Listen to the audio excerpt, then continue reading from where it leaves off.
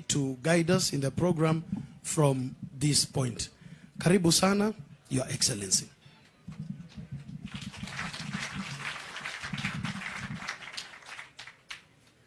Thank you. Your Excellency, Right Honorable former Prime Minister Raila Odinga, my colleague governors who are here, I can see Governor for Kakamega, Governor Wycliffe for Paranya, Laikipia Governor Nderitu Mureithi, and Madam Anne Waiguru from Kirinyaga. I also can see many of my colleagues from Parliament. Kioni Arama is here, and all those who are here today. We are here for a luncheon that Nakuru is hosting for the Prime Minister, and also to welcome him to Nakuru. Will you join me in welcoming him to Nakuru? And I think also more importantly, for helping us to start crafting a journey that will finally bring all of us together.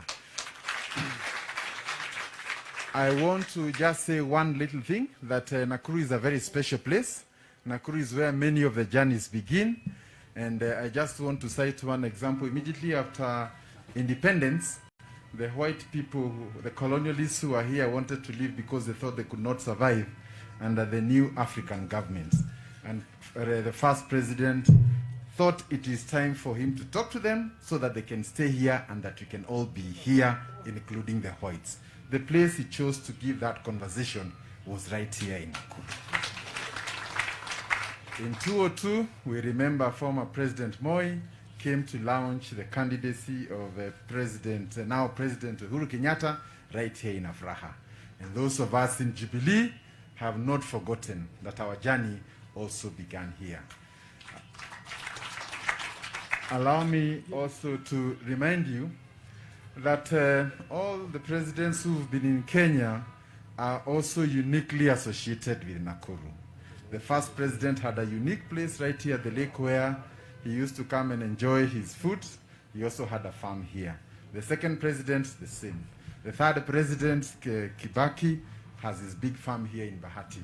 And the fourth president is also here. So this is the first place to register your interests. And lastly, is the home of presidents.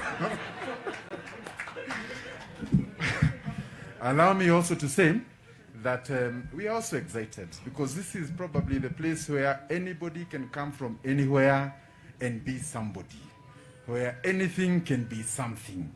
And I want to confirm that the resilience and the hard work of the people of Nakuru make them very unique people.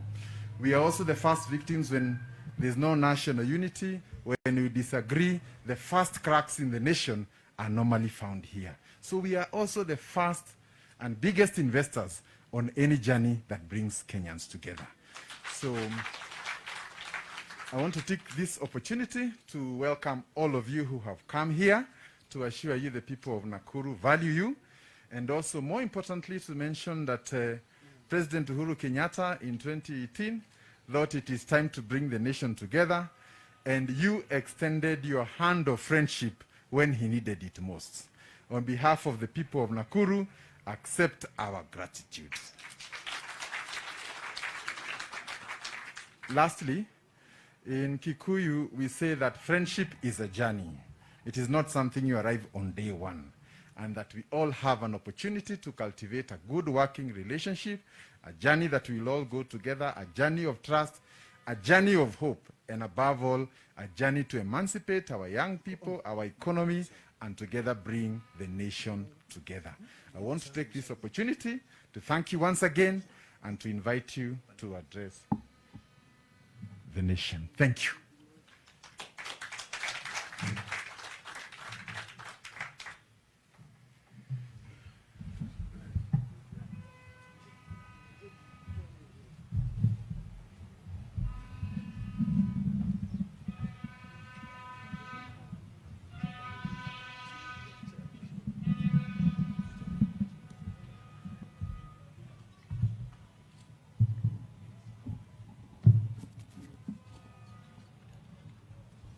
Thank you very much, Governor.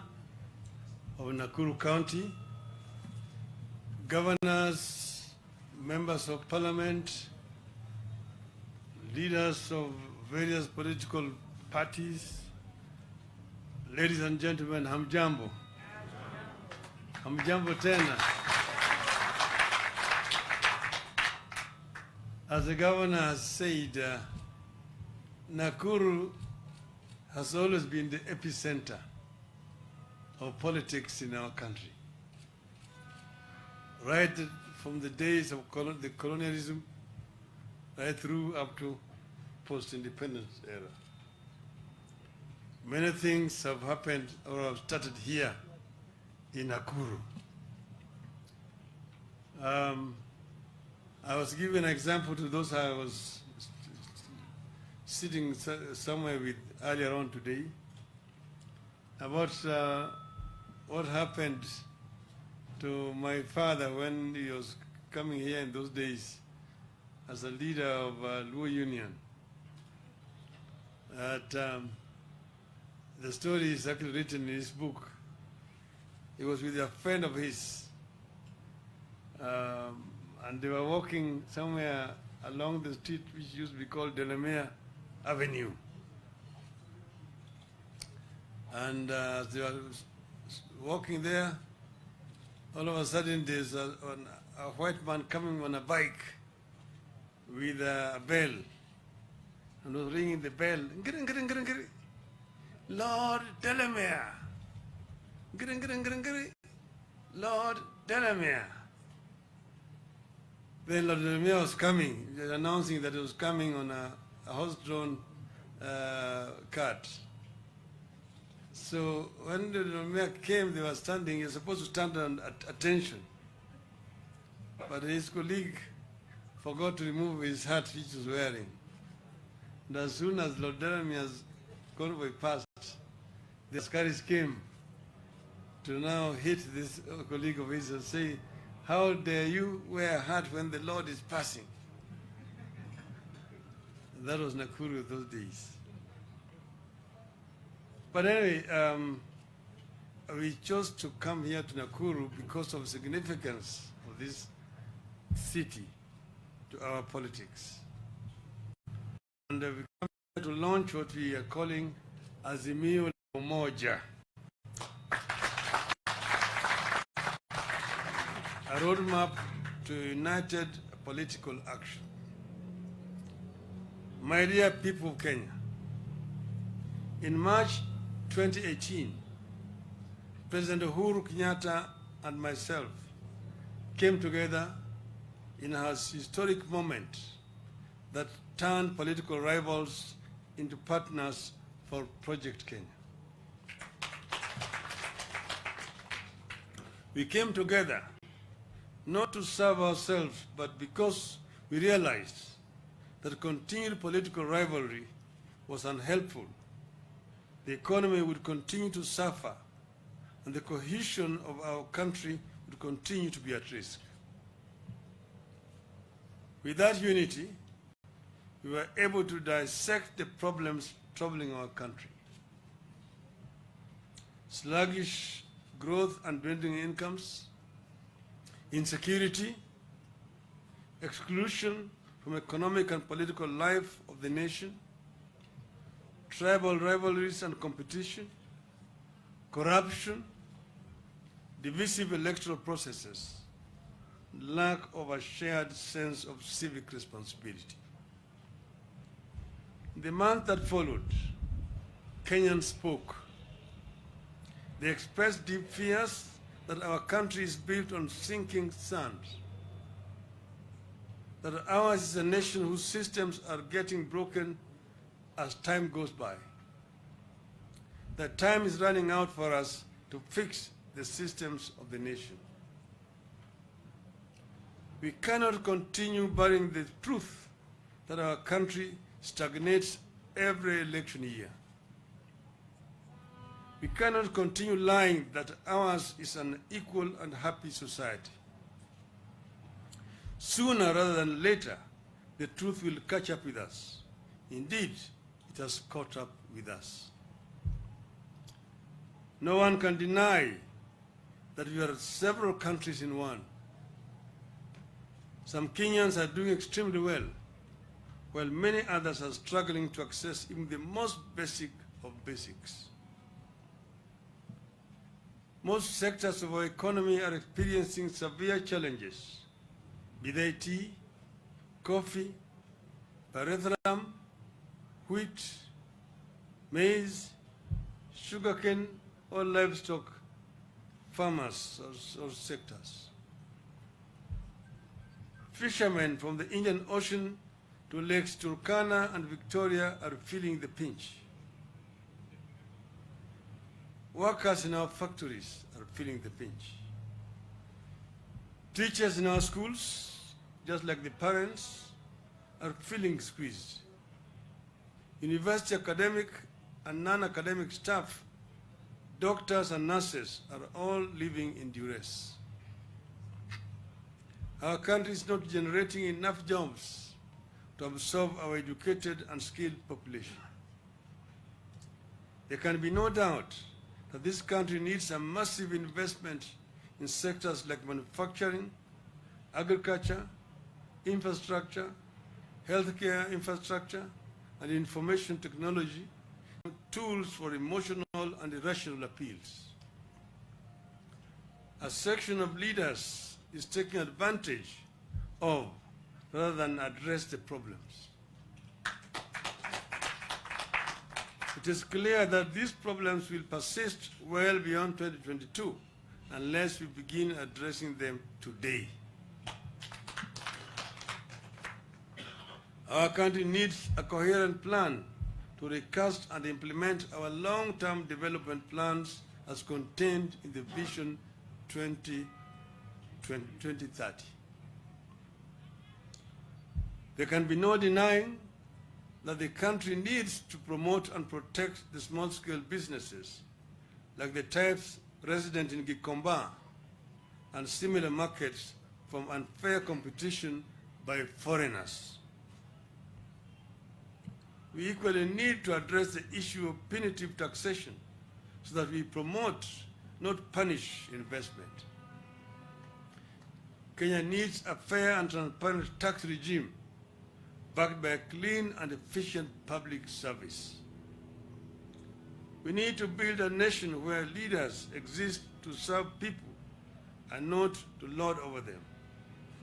A nation where meritocracy shall replace mediocrity and nepotism. And a country with zero tolerance to corruption. We need to build a nation where rights of each and every citizen, irrespective of their status, is respected. We need to respect gender, our women folk, promote the youth in our society. Inawezekana. In our own small way, we must start that conversation. We must start talking about how to ensure elections are not about government but governance.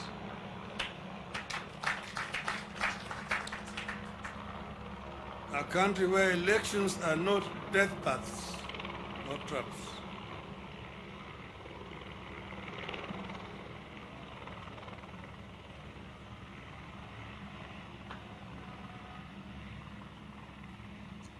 In the present circumstances, we must unite and help our people contain the COVID-19 pandemic, rally them for vaccination, while we work with the government to roll out measures to cushion the country from the ravages of the pandemic.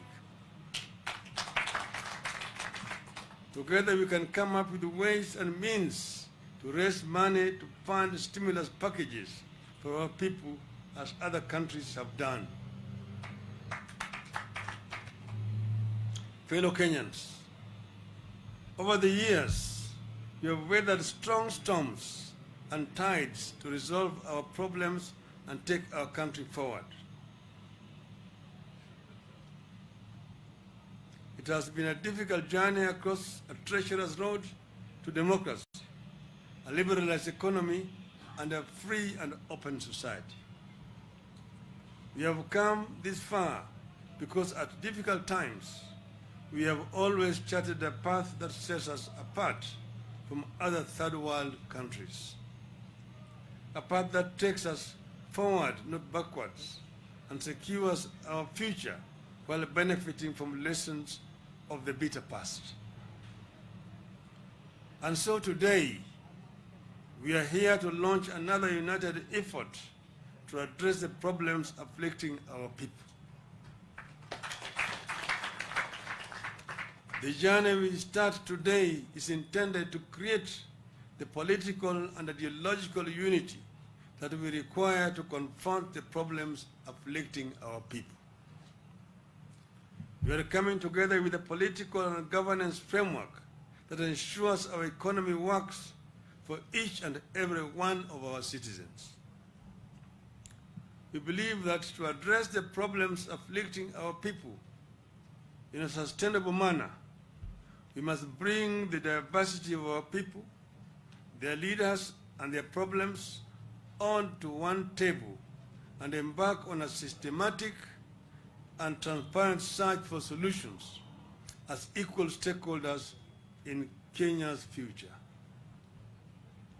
Our society is diverse and divided and complex. No single man or woman can be our sole Messiah. We therefore have no option but to build inclusive political processes. We must therefore urgently embark on uniting, not dividing our people, not pitting people against each other, not pitting the poor against the rich, the young against the old, one faith against the other, tribe against tribe. That would be a strong recipe for a violent competition for political power. Kenya cannot afford another era of election violence. Kenya is too divided to be splintered any further. We must unite to safeguard the victories we have scored over the decades and advance them to protect our democracy and freedoms, our diversity and inclusivity, our shared prosperity, and our morals and ethics.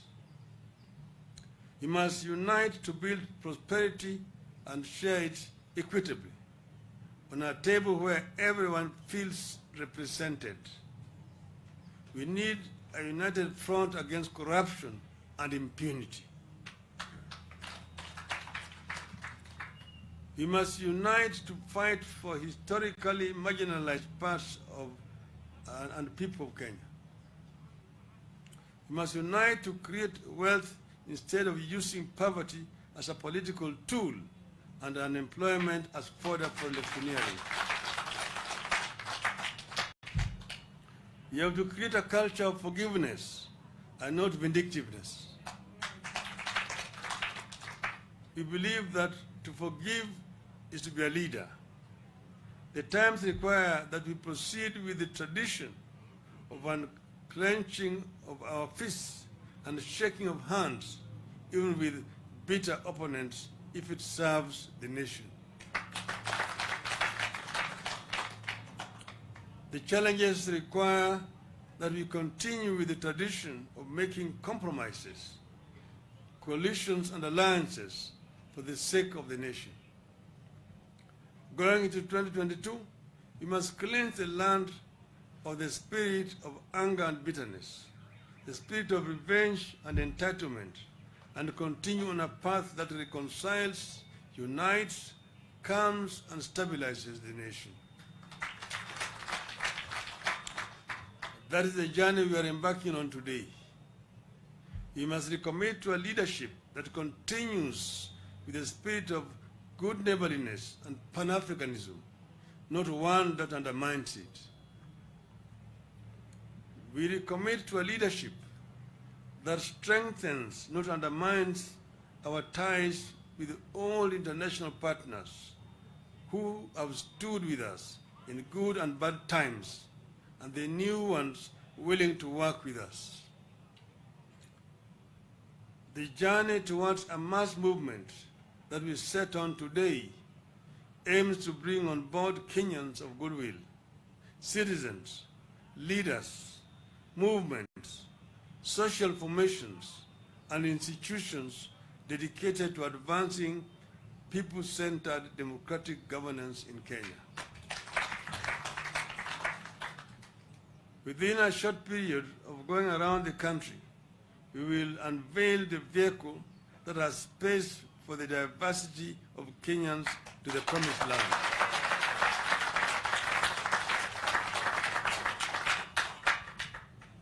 Fellow Kenyans, we have spoken so much about unity because we believe it matters.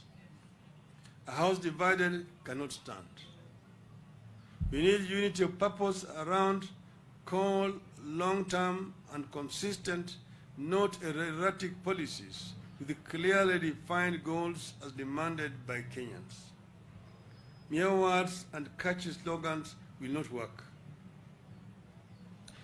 We know where history has led those countries that fell victim to the sweet tongues of politicians. We must not allow ourselves to be falsely led down that path in 2022. We must take the high road and summon the angels in us to recall, not recall our demons. We want every child, no matter their pedigree or identity, to think and believe that it can be morning in Kenya again, that we are about to arrive in a new land full of the most seductive possibilities. Let us rise together to fulfill the dreams of our children and reclaim our great destiny. We must fix this country, fix its systems, fix its politics, then fix its economy.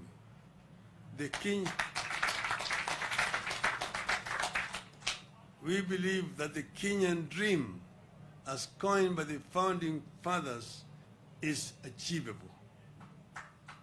Inawezekana. Let us work together to achieve the Kenyan dream. Thank you. May God bless you. God bless Kenya.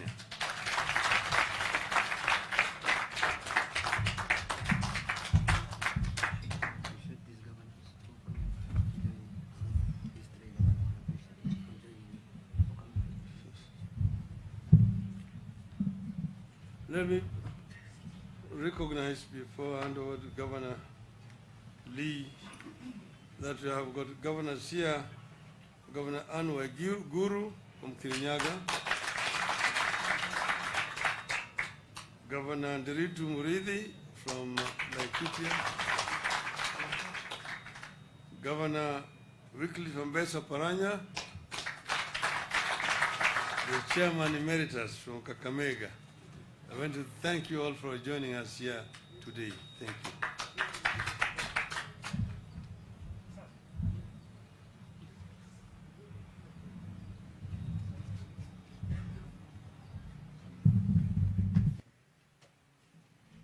So thank you very much, Your Excellency, Right Honorable Prime Minister, and all the guests who are here today. I must say we are all happy to be part of a new beginning for Kenya. And I think your speech was rich on forgiveness, reaching out to each other, and unity for the nation. That is what we want to hear. So I want to thank you, and once again, allow me just to say two issues. Due to COVID, we would have preferred to meet everybody probably in Afraha, and because we have to go by the current restrictions, it was not possible. I know it won't make everybody happy, but it is what we have to do to survive in these particular times. Secondly, I also wish to take this opportunity to request that we lost one of our senators yesterday. Senator Prengei perished in a road accident here in Nakuru. He comes from Arioshoni, and he's one of us. He represents the Ogiek community, an integral part of Nakuru. Allow me to request you to honor him with 1 minute of silence.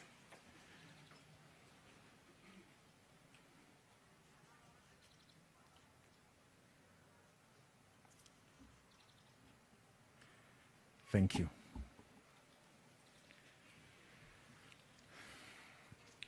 Then also on behalf of the people of Nakuru, allow me also to thank you. I've said this before, but I wish to say it again, that we are now on the verge of getting the charter from His Excellency the President, but the journey to that charter was not easy. There were many obstacles, and when we went to the Senate, we needed support from everyone. But the day I called you, you assured me that you would stand with the people of Nakuru. I am here to thank you on their behalf for helping Nakuru, and indeed even at some points, going by the support we had in the House, it appeared like Nakuru was in another part of Kenya. Thank you, Your Excellency. Then I also wish to take this opportunity to say that Nakuru is a hope of Kenya. Places where anything and everything can happen, and anything can be conceived and become great. But because this is a day for all of us, I want to take this opportunity to invite the Honorable Arama, who is our local member of parliament, to introduce his colleagues and also welcome you here. Thank you, Mheshimiwa Arama.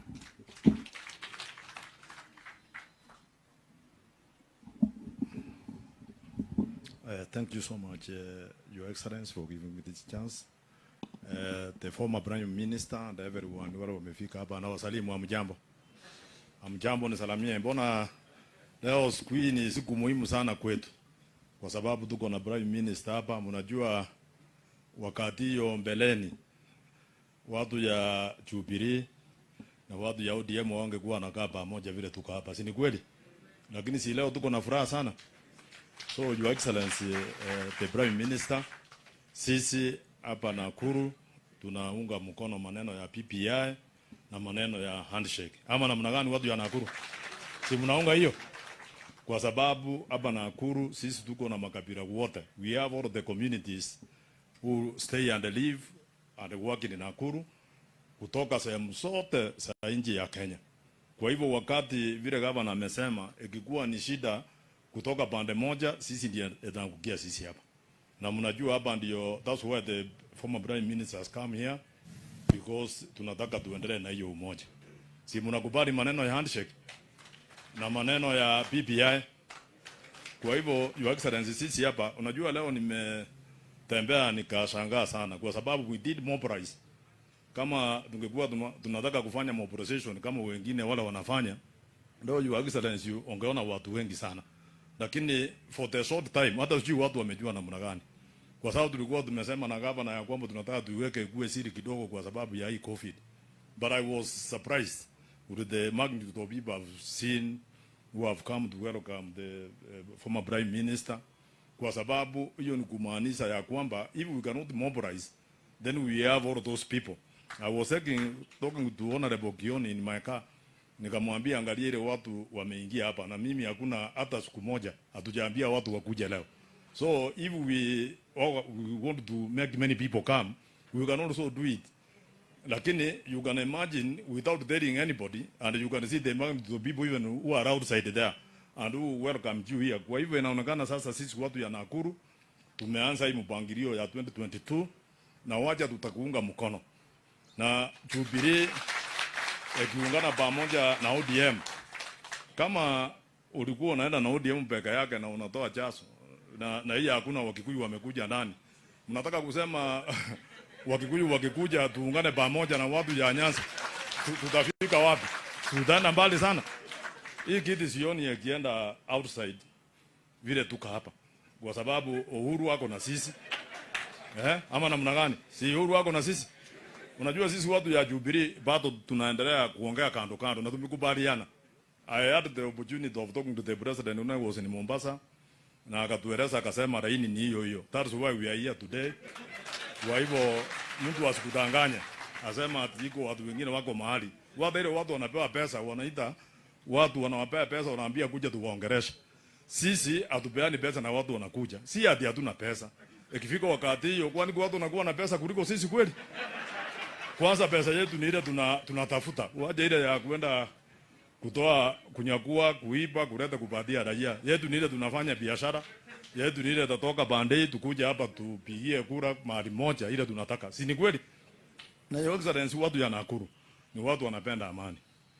Ukiangalia hapa tuko na Governor Ricky Nyanjui, yeye ni member ya Jubilee, ama member of parliament ya Jubilee, lakini ukiangalia serikali yake ameweka kila mtu.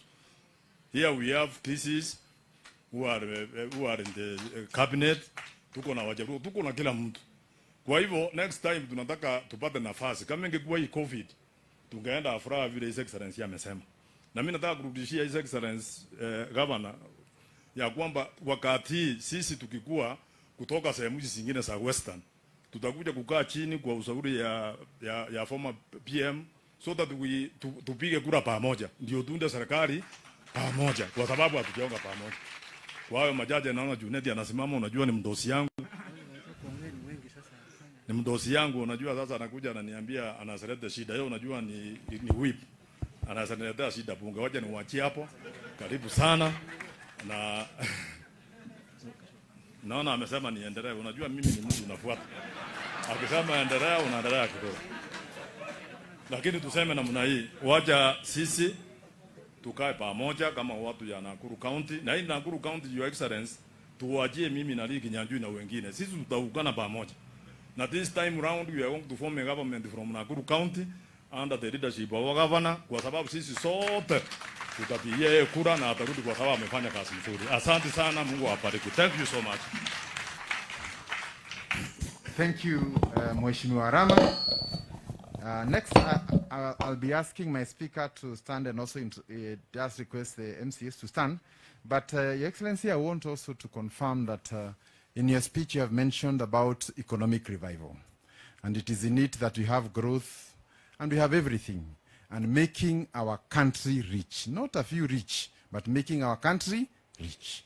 I'm also happy to note that a poor man in a rich country is not a poor man. But a rich man in a poor country is poor. Thank you, Speaker. Thank you, Your Excellency. Your Excellency, Right Honorable Prime Minister, Your Excellency the Governor and all the governors who are here, MPs, na wananchi wa Nakuru, hamjambo. Bwana Yesu asifiwe. Niko na MCAs wangu hapa, ningetaka wasimame ni wa recognize. All the MCAs. Wow, it's a big team. Situpigie MCAs wetu makofi. Tuko na MCA kutoka Elbagon, Honorable Njuguna pale. MCA kutoka Visoi, nikikomesha naweza kaa chini tu. From Visoi, Honorable Cecilia. MCA nominated Lea, nominated by ODM, Lea Sang. MCA Kamanu from Maela. MCA Elizabeth, nominated by Jubilee. MCA Kering, nominated by ODM, asante sana. MCA Anyiso, nominated by Jubilee from Gilgil, asante sana. MCA Kiere, Honorable from Kehingo, Njoro Ward, asante sana. MCA Jacqueline Manyara, nominated from Jubilee here in Nakuru. MCA Joel Karori, from Biashara Ward in Naivasha. MCA Virginia Wamaida, the newly elected from Hell's Gate in Naivasha. MCA Ann Mokenyi, nominated from Jubilee. MCA Sylvia Onyancha, nominated from Jubilee. MCA Palanga, from Olkaria Ward, Naivasha. MCA Kajwang, he is a minority leader from Kaptembwa. MCA Tuamwita Kamwana, John Njuguna, from Turi Ward. MCA Kahero, from Njoro. MCA Isabella, nominated from Jubilee from Subukia. MCA Mashembu, from Dodori, Bahati, asante sana. MCA Jen Ngugi, from Gilgil, asanteni sana. That is the kind of love they're showing you, Your Excellency. Oh, MCA Wilbur Amara, from Kivumbini Ward, Nakuru Town East. Kuna mwingine nimewacha? Asante. Your Excellency, nitasema tu neno moja. When you talk about peace and unity to the people of Nakuru, you have touched their hearts. Watu wa Nakuru tunataka amani na umoja. That is what we need, because you cannot have an economy that is thriving without peace. We cannot educate our children without peace. We cannot even have stable families without peace and unity. So kwa hayo, nasema karibu sana, Your Excellency, Right Honorable. We shall walk this journey of uniting Kenya together. We shall support you, because that is the agenda that is here for the people of Nakuru. You have touched the agenda of the people of Nakuru. Asante sana. I don't want to take much time. I want to return this one to the governor. Thank you very much, and God bless you. Thank you, Speaker. Together with our MCS, and as we have always said, devolution is the answer to many of our problems. And again, we salute you for support for devolution, because in it, a lot of our problems can be solved. Allow me to call one of your long-term friends, Faris Chege, the first mayor of Naivasha, who is also here to represent that region. Thank you, and in the interest of time, maybe just 2 minutes each, and then we wind up. Karibu. Thank you very much, Your Honorable, Right Honorable Prime Minister, Your Excellency the Governor. My name's Faris Chege, and I'm the first mayor of Naivasha. Maybe I'll talk very little because I have a burden. My son-in-law, I lost my son-in-law last week on Saturday, but I was strong to come together with my friends, because the governor is my friend, you know that. I have another friend of mine, Peter Kenneth, who is a long-serving friend of mine. And I served this county of Nakuru for 20 years as a councillor in Naivasha, from 82 to 2002. And the time of 10 years, I was a member for KANU, Baba and Mama, and I served together with Kariuki Chotara in Naivasha. And after that, 1992, the multipartyism came, and I joined Ford Kenya. I stayed there with Baba's father and Wamala Kijana, and even his father was coming to my place where I was being elected in Ford Kenya, and I became the mayor of Naivasha in 1993. So I proceeded, and then when we tried to put our Right Honorable as the chairman of our party, Ford Kenya, scenarios came from other sides, and we decided to quit, and he formed Tinga Tinga, NDP. And I joined him with Gichoro. Gichoro is here. Can you stand, Mr. Gichoro? He was my chairman in Nakuru, and we made it. Because when he retired to Ford Kenya, he became the chairman of our party, NDP. And he resigned in Kibera, and we went and then re-elected him back again. And that one minor commander can tell it is true. And we were very badly pushed by Mr. Who, that man in Kibera that time. Who? Amayo, yeah. But he won, and he formed it, and he became the minister for roads. So in short, I want to say, in politics, is a journeys that you can make, and there's some journeys that you cannot make. Because when 2007, I was a retired general in Naivasha, and we were receiving people from wherever they came. And when I required to go to America, I was denied the visa because of that war of 2007. And I didn't participate anywhere in that war. So I say, a journey is to see who is a good leader. We must observe. And I can witness today here, and I'm on the witness. If I was elected for 20 years in Naivasha, I was being elected by the Luo community in my ward. And when I left, I was telling my Kikuyu people, when I leave this party, I would just recommend a Luo man to go another 20 years. And when I left, Oriama was elected. He was a Luo. And up to now, none Kikuyu has been elected that seat. Where is Baranga? MCA there. He came after Oleama. Good. And up to now, he's the MCA for the third time. Are you not in the third time? So when you hear our president to say, have a change to unite our nation, he is right. He is not getting lost. You can have this history of this Kenya, and you shall all support Baba here, because he has done a lot. And when our people hated us, I, Ginyo, Gichoro, and others, they thought we were blind to know where to go. But we knew that one day Kenya will become one. Thank you very much for that short invitation. So, Mr. Governor, I'm very happy and very thankful to have given me this chance to introduce myself. Thank you very much. Thank you. Thank you, our first mayor from Naivasha. Lastly, I had been requested by the elders from Nakuru to invite Mzee Maigwa to speak on their behalf. Is Maigwa here? Oh, Mr. Maigwa. Just 2 minutes in the interest of time, tafadhali. Mr. Maigwa, welcome. Thank you very much. Yeah, my name is Maigwa Karibia.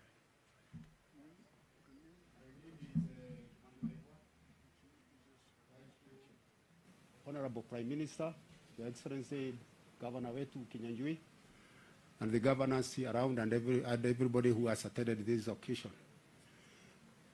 I do business in Nakuru, but before coming to business, I am the chairman of Gikuyu Council.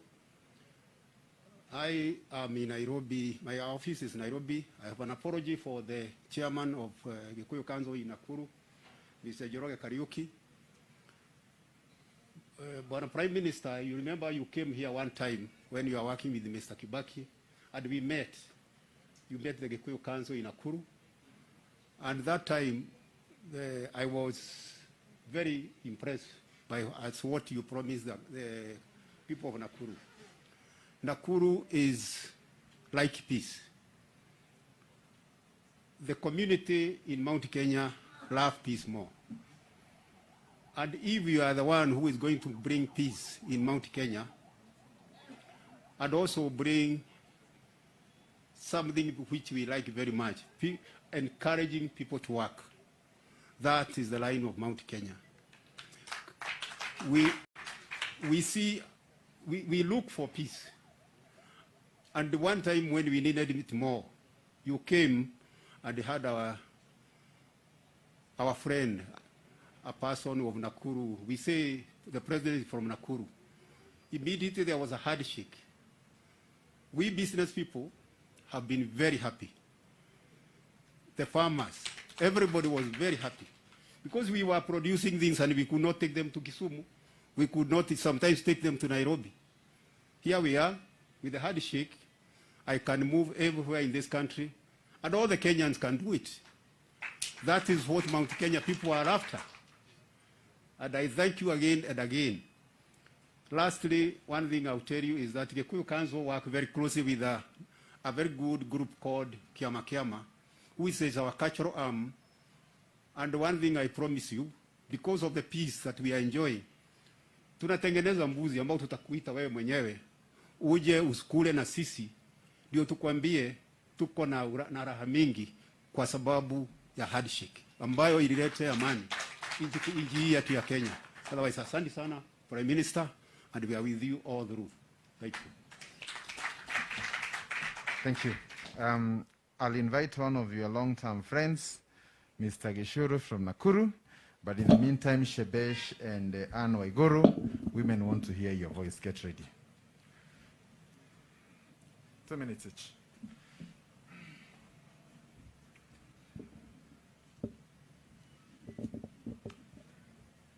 Right, Honorable Prime Minister, Jacom, Baba, sisi tuko na furaha kubwa kwa wewe kuja kuanza hiyo mwanzo mpya wa Kenya, Nakuru.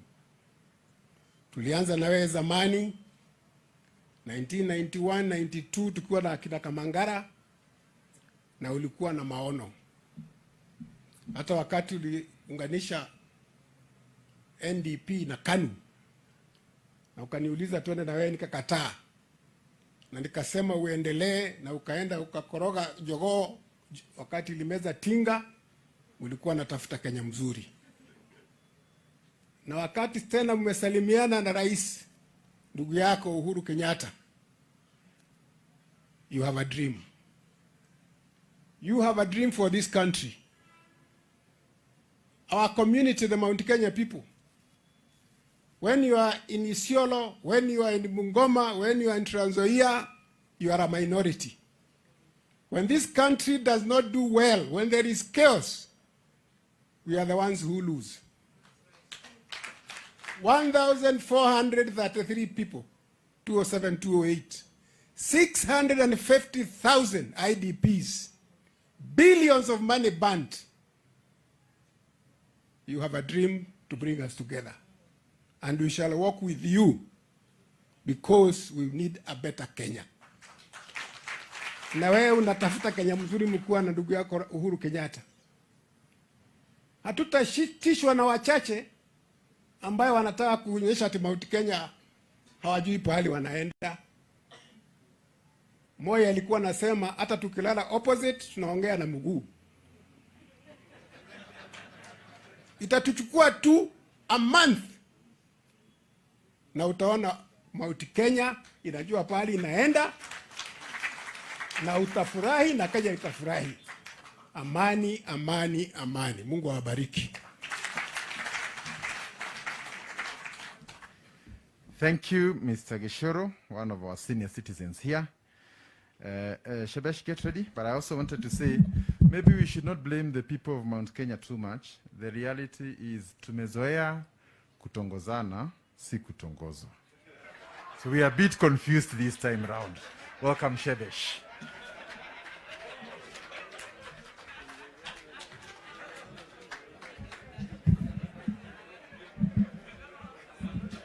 Thank you. Your Excellency, the Right Honorable Raila Odinga, Governor Lee, thank you for saying women want to hear our voice, but I think men also want to hear our voice. I just want to say that for some of us, the struggle has been real. The struggle has been real because we have been put in situations all our lives where we have been questioned on the reason of our support and the reason of even our marriage, because I'm married to a Luya. And when you say, Your Excellency, inawezekana, I believe inawezekana. Because it is about time to free Kenyans from this tribal enclave that we are in. And we have said, let's stop hiding our heads in the sand. It is true that we still look at each other as tribes. But with this new journey, inawezekana. And so let me say on behalf of the women of Kenya, we have always had trust in you, Your Excellency. Even if we went to vote for Uhuru, which we did, we always have known that you fight for the rights of women. And that's why even after the handshake, one of your biggest gains that you gave us in the BBI was first of all to respect us and ask us to sit as women, which we did, to bring to forward what we believe the women in Kenya need.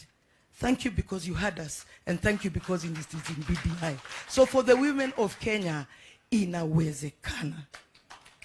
And because my big elder brother is here from Nairobi, let me just say this, Governor. The other place that is a melting point of tribal conflict and political, disruption is Nairobi. You will not believe that when we go into elections, a place like Huruma becomes two Hurumas across a road. There is a Huruma on this side and you cannot cross the road to the Huruma on that side. Why, as Kenyans, would we ever want to continue in that state? Please, from the people of Mount Kenya to the people of Nairobi, I say this. We are not ready. We are not ready at this time to be isolated further. And if you have not realized that the invasion of Mount Kenya is to isolate us further, please open your eyes. Because when this movement begins, and as Mount Kenya we are not in it, we will be isolated much further. Let's open our eyes, because inawezekana. Asanteni.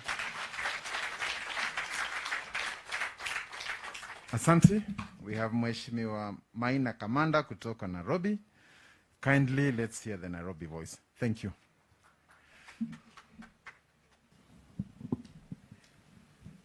Thank you, Governor, Your Excellency, the Prime Minister, governors who are here this afternoon, my colleagues, members of Parliament, and all people of goodwill, business people in Nakuru.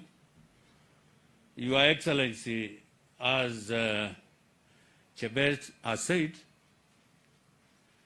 Nairobi and Nakuru somehow, Governor, politically they are almost the same in terms of the mixture of the people. Nairobi is a cosmopolitan city, and Nakuru is also a cosmopolitan city. And for a long time, me in Nairobi have fought this old man for many years. Let's admit it. Not because he has done anything to Maina Kamanda or to our community, just because he was competing with one of us. Kuna shida ingine? Shida ya Raila Central, kwa sababu alikuwa anasimama na Kibaki na Uhuru, ama kuna shida ingine? Hatuna shida ingine ambao tumekuwa na huyu mzee. And to me, from the time of 9th March 2018, I saw a different man. There are some people who did not see that this country was burning. And they are still in power now. I couldn't have imagined this old man agreeing to talk to our president, because he was almost going to take power by force.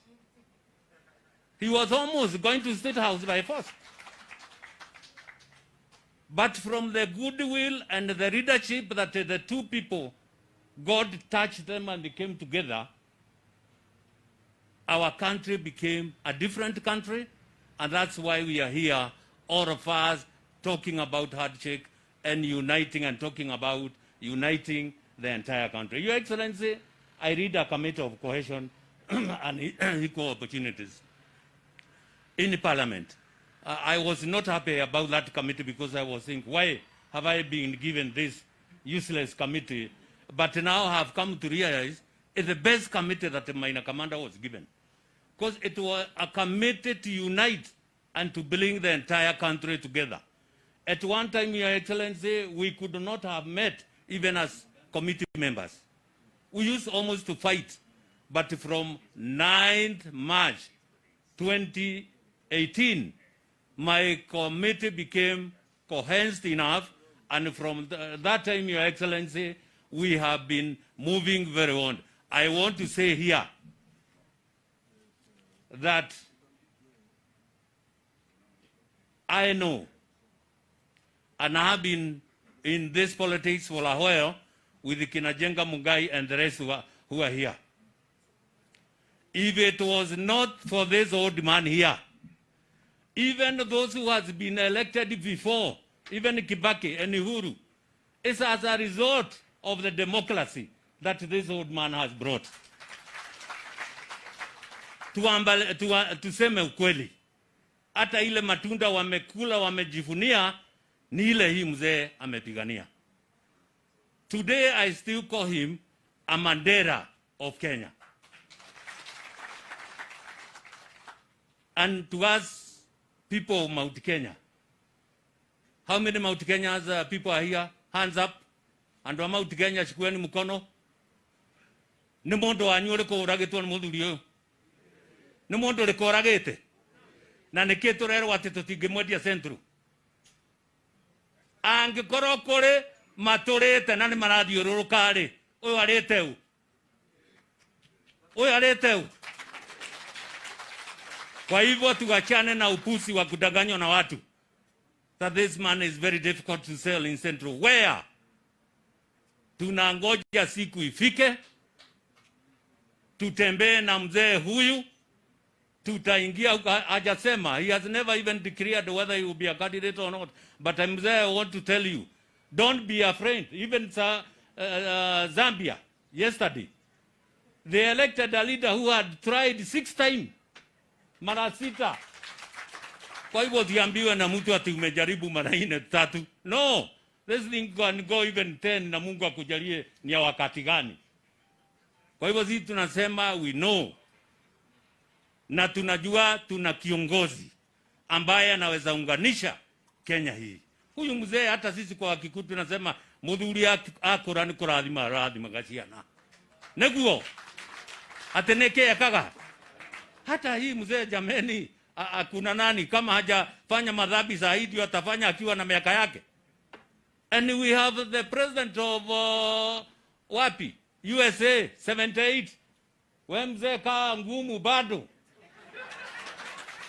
Wewe kaa ngumu wewe bado. Sisi Nairobi tunasema tunajua handshake ililete nini. And when I talk about handshake in Nairobi, I know how our people have benefited from that handshake and how we have benefited as community because of that handshake. Those thieves, they are the ones who are giving us a lot of problem because of the money they have stolen. Lakini tumwambia Mungu, hiyo pesa watamwaga na dakika ya mwisho. They will not be the president of this country. Asante sana na Mungu awabariki. Thank you Mheshimiwa Maina Kamanda. Nitamuomba Ajenga Mongai, mzee wetu wa hapa kutoka upande wa Molo, served for 4 terms and we have a lot of respect for him. In the meantime, Mugambi Kiai from the civil society also be ready. Thank you.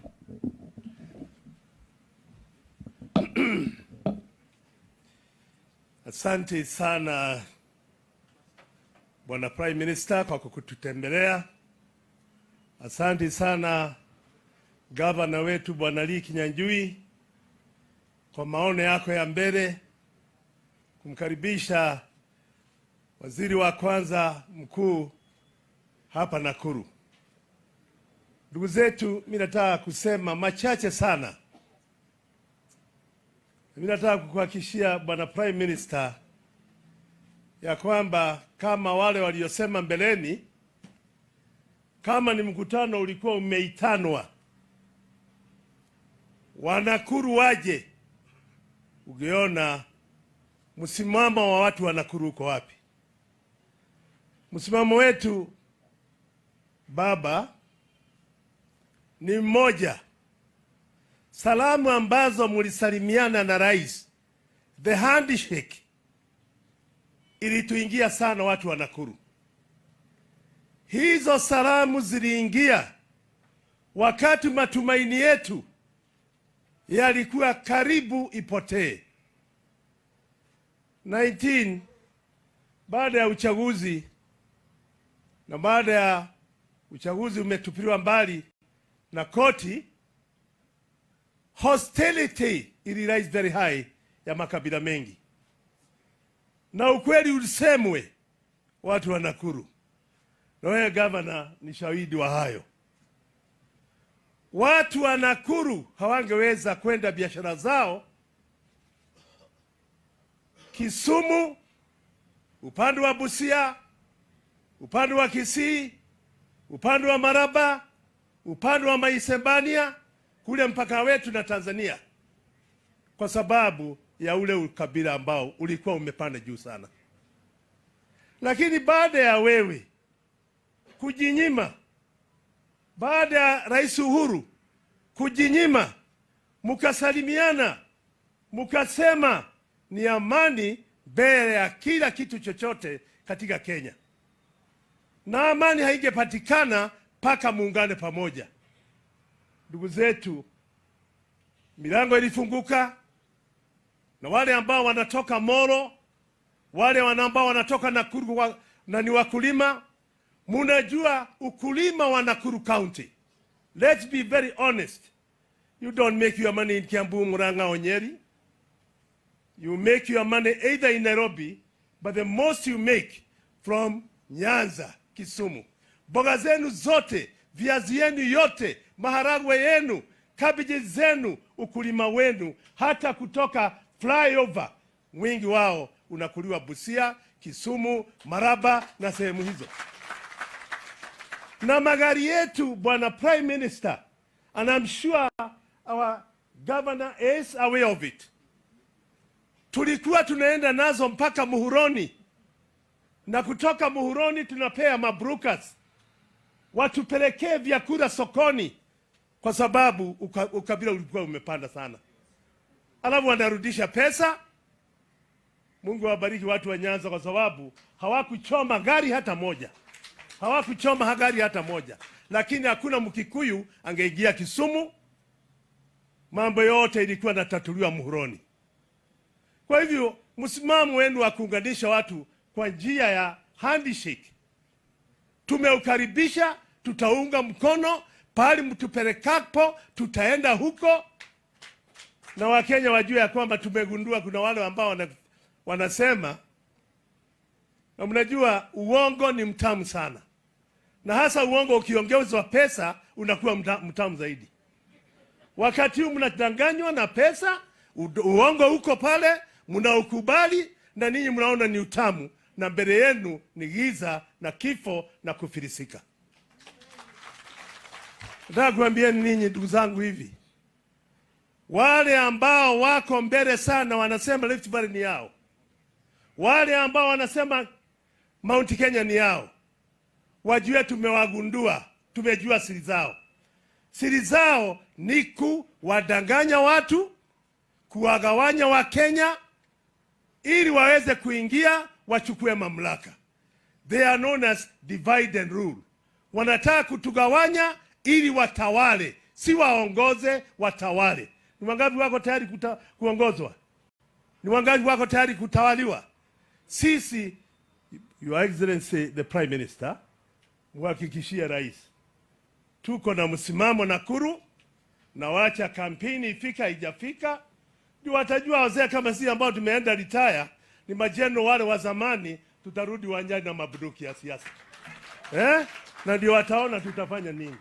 Mungu awabariki sana, and I thank you, Your Excellency, the Governor of Nakuru. We are a serious team, and this time we want to say a serious team. Raila started devolution. None of you knows where it started. I was with him when he went to the visit in London, and then later we went to Canada. Ukaanza mambo, tulikuwa na Kinangilu na wengine, Kinyaleta Nyona, Kinyaleti Shikuku, wale wote ulikuwa na hawa. Ukaanza fikira na ukatupaswed, at a dinner you invited us, about devolved government na faida itakayoleta Kenya. Nini imeleta Kenya kuliko devolved government? Tungekuwa vile Mturukana angekuwa anasema pesa, njaa, pesa inagawiwa Nairobi. Mkalenjini angesema njaa nini, mahindi inapotelea Nairobi. But today governors are our key people in our devolved government. May God bless all of you. Asante Mheshimiwa Jenga Mongai, ambaye aliwakilisha sehemu ya Molo in 4 consecutive times. Naomba kumuita Mugambi Kiai. He represents the civil society, and as you heard earlier, we want to build a house that can accommodate everyone, and the civil society is part and parcel of the journey. Thank you.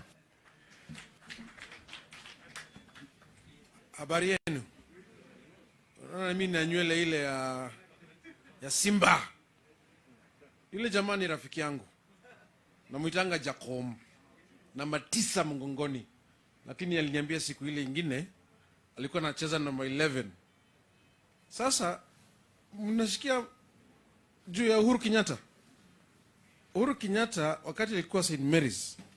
Naona marafiki wangu hapa, Peter Kenneth. Naona Richard Shebesh, naona nasalimia nyote. Hamjamoni.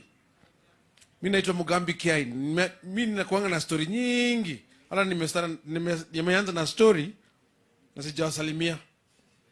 Vile nilikuwa nakwambia, Uhuru Kenyatta alikuwa winger in rugby. Jacob ni winger in football. Na wamefanya handshake. Hiyo mawinga ndio wanafunganga magoli. Huyu anajua kufunga magoli. Mimi nasikia watu wakisema sijui Jacomo, he's the longest serving political prisoner. Longest serving political detainee. We would not be meeting here. Why not for people like Jacomo? His father alisema no uhuru without Jomo. Sindio? Huyu alisalimia nani? Kenyatta mwingine. Na mnasemaje? Nani alisema Kibaki tosha? Devolution mmesikia. Multiparty mmesikia. Barabara ile watu wa Central wanajivunia super highway. Nani alikuwa Minister for Roads? Nani? Anaitwa nani? Baba. Anaitwa nani?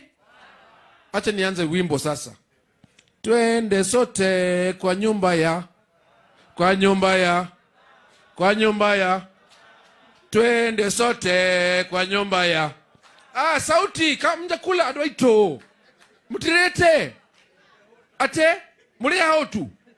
Kwao. Kwa nyumba ya baba. Muri tuine. Waigoro, nduine. Come on. Twende sote kwa nyumba ya baba. Twende sote kwa nyumba ya baba. Kwenye hata COVID ikituvamia tukienda kwa nyumba ya tukufanya nini? Mnasikia? Todo kuri hadu mukuona watu walirogero itiguo. Mukahenio mukerwatia. Rift Valley kirora re ICC re moire oraganite Rift Valley. Baba kana mudoge. Mwakehenio niki? Mwahenio tia. Ado oge Mwahenio niki? Ngagwire. Kuna mtu mmoja alisema Kenya mbele. Siku ile nyingine kwa WhatsApp niliona photograph ya Mama Aida. Ameshika vitu anafurushwa kutoka nyumba ya Kenya High. Huyu mzee yuko wapi? Saa hiyo? Kwa sababu Kenya ni Kenya mbele na baba. Sawa? Damoga idhia muno thayo. Asante. Tunakaribia kutamatisha. Nitaomba wabunge tu, maybe led by Honorable Kioni from our neighboring Nyandarua County, and then we can go that way. We finish in the next few minutes because we have to serve lunch. Mheshimiwa Kioni, tafadhali, in just 1-2 minutes. Thank you.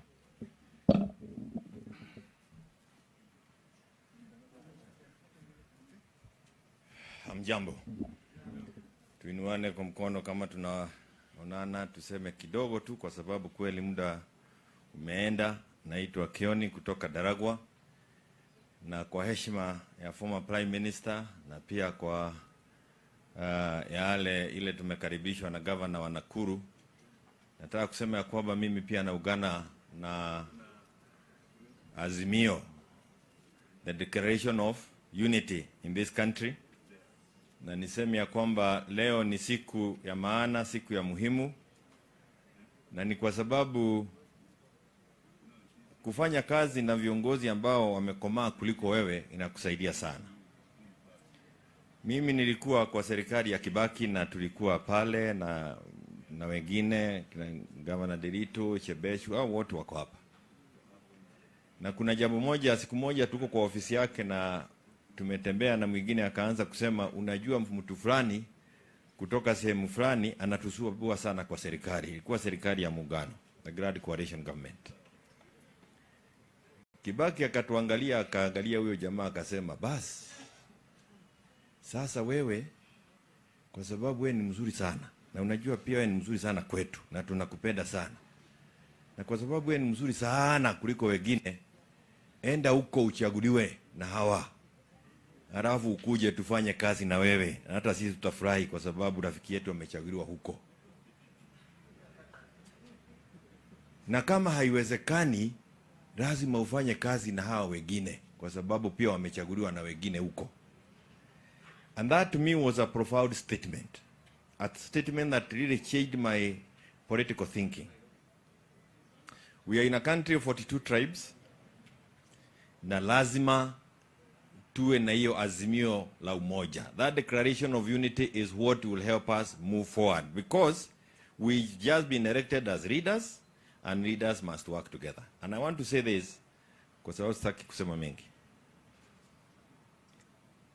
The former Prime Minister in his speech amesema, there is no one single soul, no one single person who will help us get a solution to the problems that are bedeviling this country. Ni lazima watu wakubali kukaa pamoja, waweze kuleta maono yao pale kwa meza, ili tuweze kupata suluhu ya zile shida tuko nazo hapa Kenya.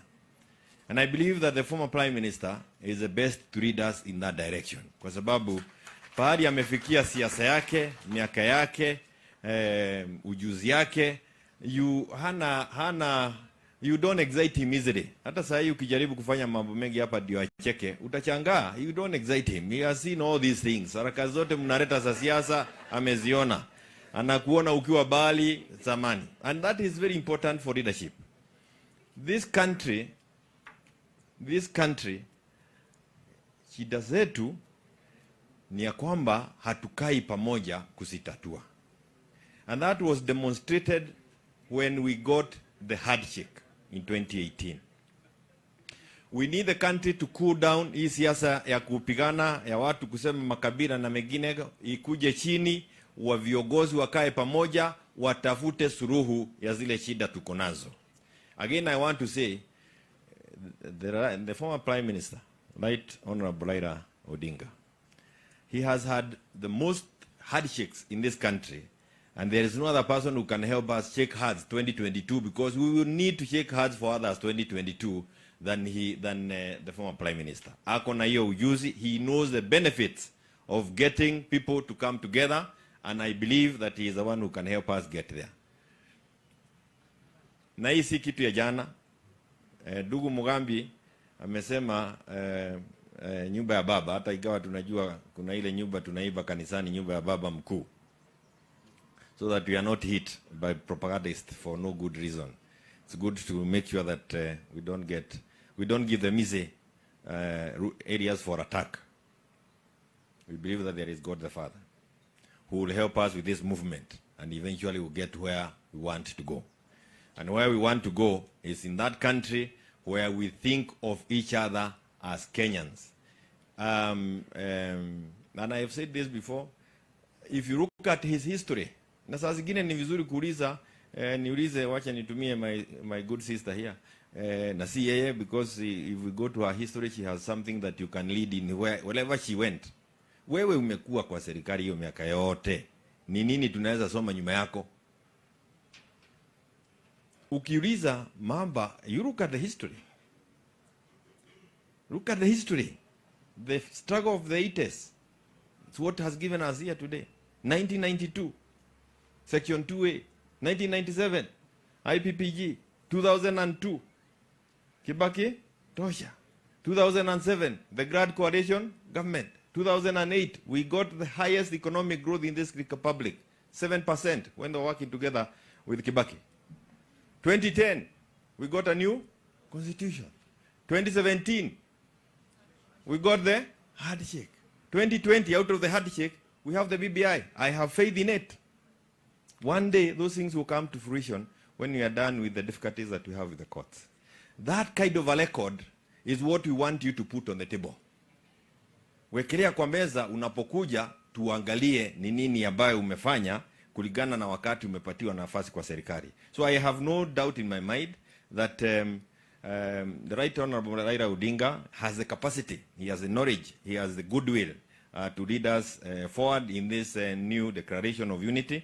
And I ask that we support it and move on. As I finish, for 4 years, us at the mountain, we have been told one narrative. Don't blame us.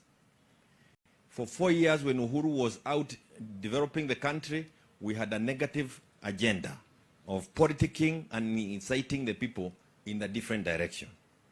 We will be able to turn the tide with another narrative that we have today of declaration of unity, azimio la umoja. It is not difficult, but kama vile governor amesema, ni kweli tumezoea kukatiana.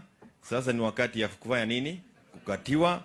And it is actually a new area. So we need you to come, tunataka pole softly, pole namna hiyo. Na eventually we'll get all the young people from Mount Kenya na kila mtu atakuja kwa hii laini. There is nobody who is violent against it. It is only that only one narrative has been pumped to the people. So we will do it, na tunataka kuisema kwa upole, kwa upendo, na kujua kwamba suluhisho ya Kenya haiko mkononi wa mmoja, ni sisi wote. Asante sana, Mwenyezi Mungu abariki. Thank you very much. As I welcome Aoka Maore, our brother from the other side, allow me just to mention one thing, that in life, when you're at certain ages, you have certain priorities. In your 30s, you probably want to marry and settle, and maybe have children. When you're in your 40s, probably want to have your car, your bicycle, whatever it is, wherever you are. In your 50s, you want to perfect your career. On and on. But when you get to your 70, you're interested in legacy and a sound future for your children. Thank you. Your Excellency, the former Prime Minister, Raila Odinga, yangu itakuwa machache, in the sense that this event happening today in Nakuru, we need to know the definition of where we are. Nakuru, the cradle of the old Kenya. And today, want to launch it as the crucible of the new Kenya, from the message that you have delivered from here today.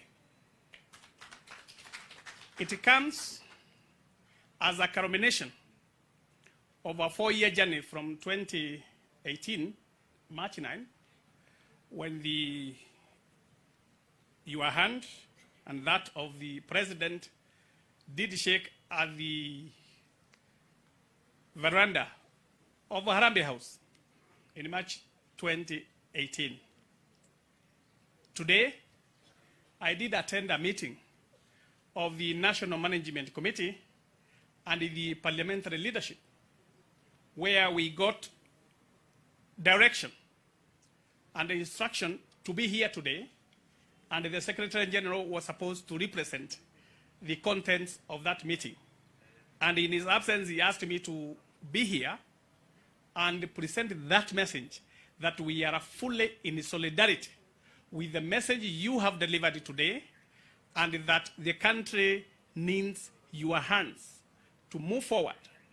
Remembering the words of His Excellency the President Uhuru Kenyatta when in Kisumu, he did state that as a brother, having been a partner in the handshake, whatever the future holds for you, you will be together.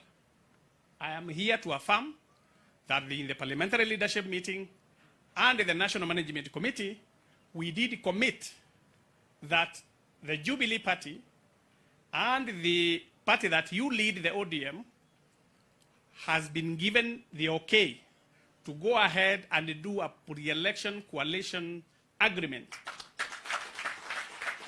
And that is why in today's message, whatever you have heard the contents, national unity, national prosperity, you have heard the ideas that will bring out our country from the economic difficulties we are in, to make sure we have the manufacturing, to make sure we have the businesses that we need to support.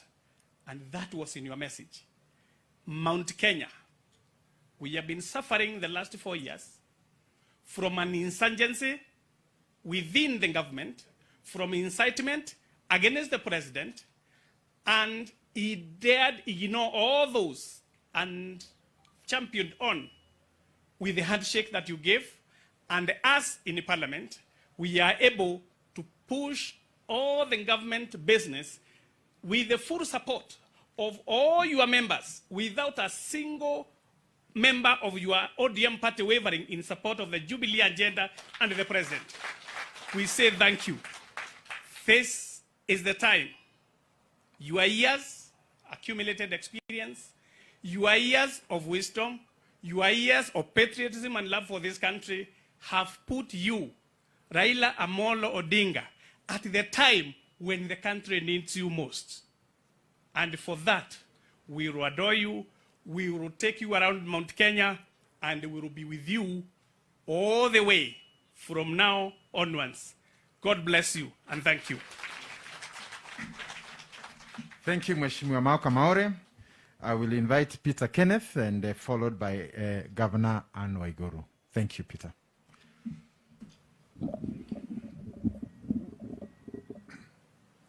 The Right Honorable Prime Minister, Mheshimiwa Raila Amolo Odinga, our host governor, my friend Lee Kinyanjui, governors present, Mheshimiwas present, leaders present, business community, our MCAs, and there are quite a number present.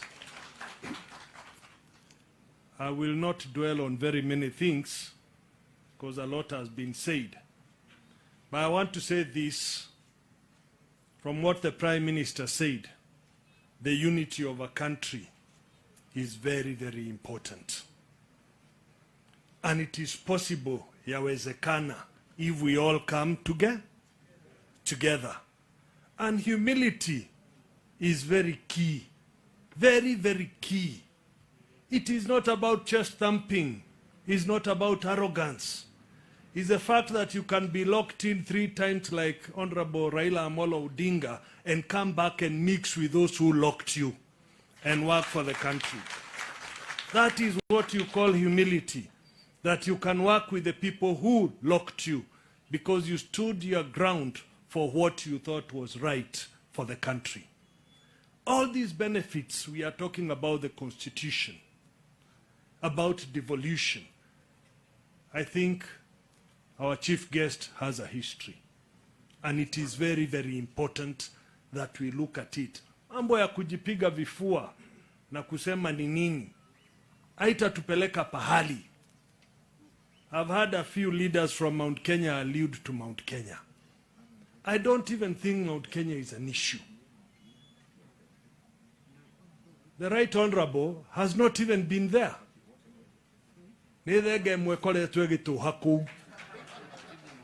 Katwali oria kuri. Ate nithenge mwekore twegikatia. Kwenda kwaria uru ndikahia ni andu maragia uru.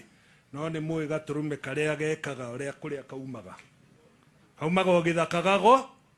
Gago kaithe mutio akarikia wira na bururi ugathie na ki na mbere.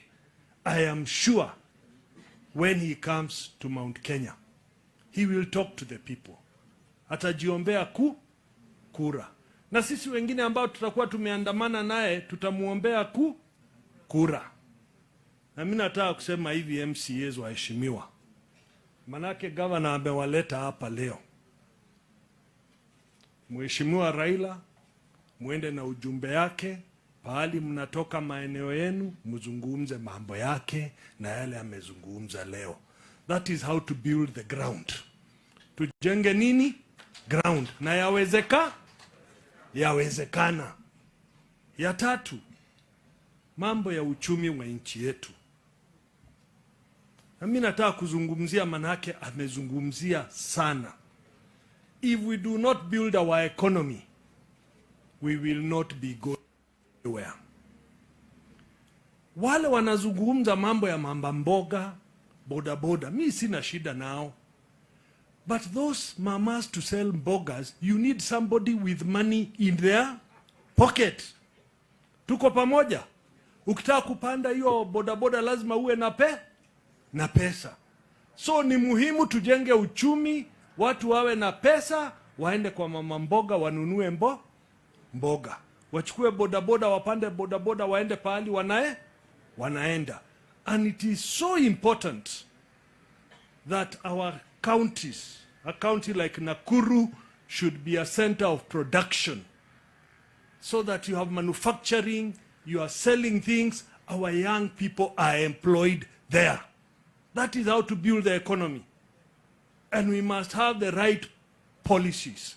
Roadside declaration and policies will not help this country. And I've said this before. I served in the Treasury. I served under Governor Oparanya in national planning.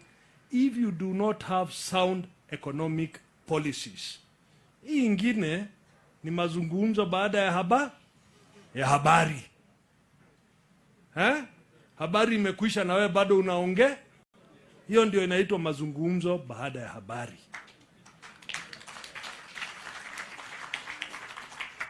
Finally, let me say this.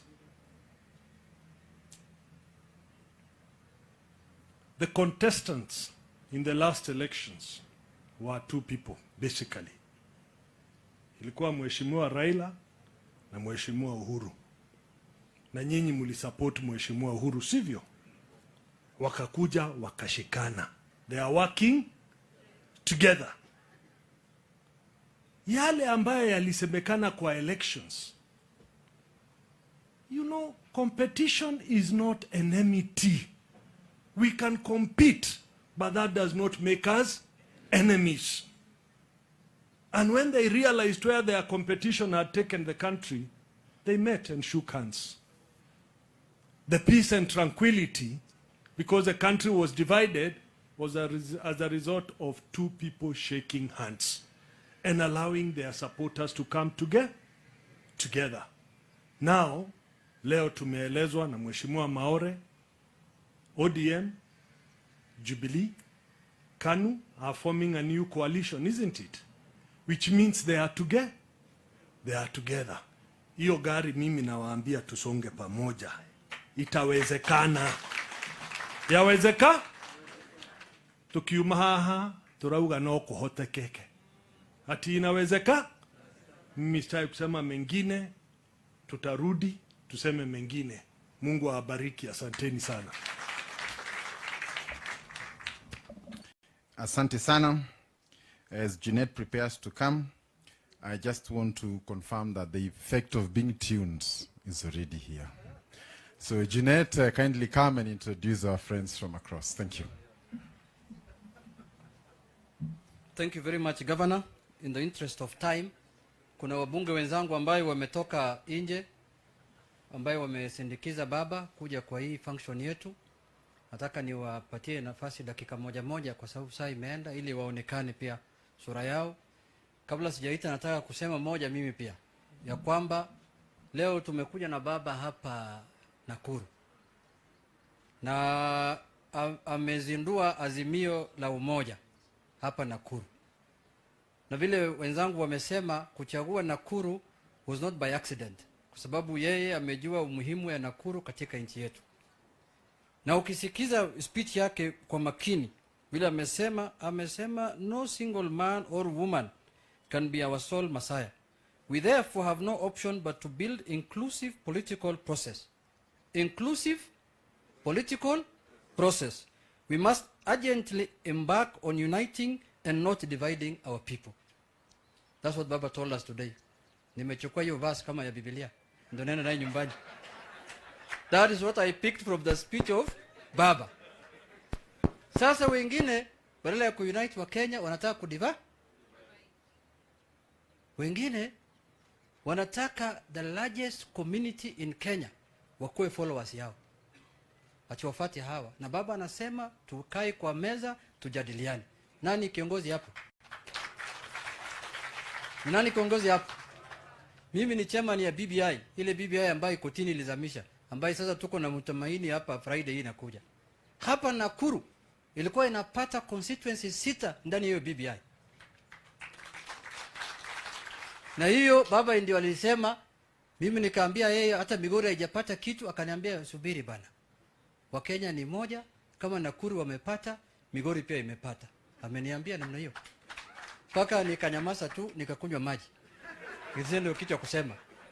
Sasa hiyo ni kiongozi ambaye anataka kuunganisha Wakenya. Na hapa Kenya kila mtu iko na historia yake. Huwezi kubadilisha historia yako. Historia ya baba inajulika. Yeye ametetea wananchi, amefungwa miaka 9, amevamiwa nyumbani kwake. Mimi siwezi kukaa jela hata siku moja. Sitaki kudanganya nyinyi. Waje mwaka 9. Hata leo nikiwekwa jela saa hii nitampigia simu, baba niko hali mbaya sana. Kuja haraka. Msikie maneno. Kwa kumalizia, sasa sisi tuwe na akili timamu. Tujue wale watu ambaye wako na sisi na wale ambaye wamejivalisha ngozi ya kondoo na kumbe ni mbwa mwitu. Weka hiyo. Sikia vile kanisa inaimba.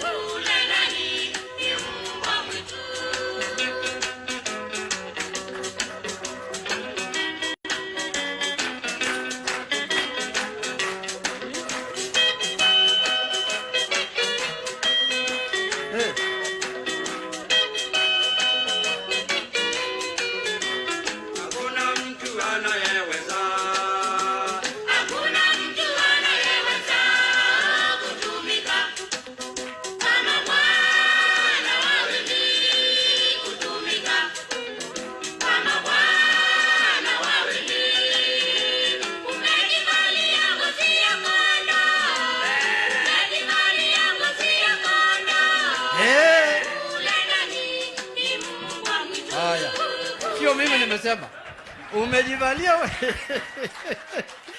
umejivalia ngozi ya kondoo kumbe ni hiyo. Ndio mimi nawacha hapa Nakuru leo. Sasa nataka kualika wenzangu, hiyo iliimbwa zamani.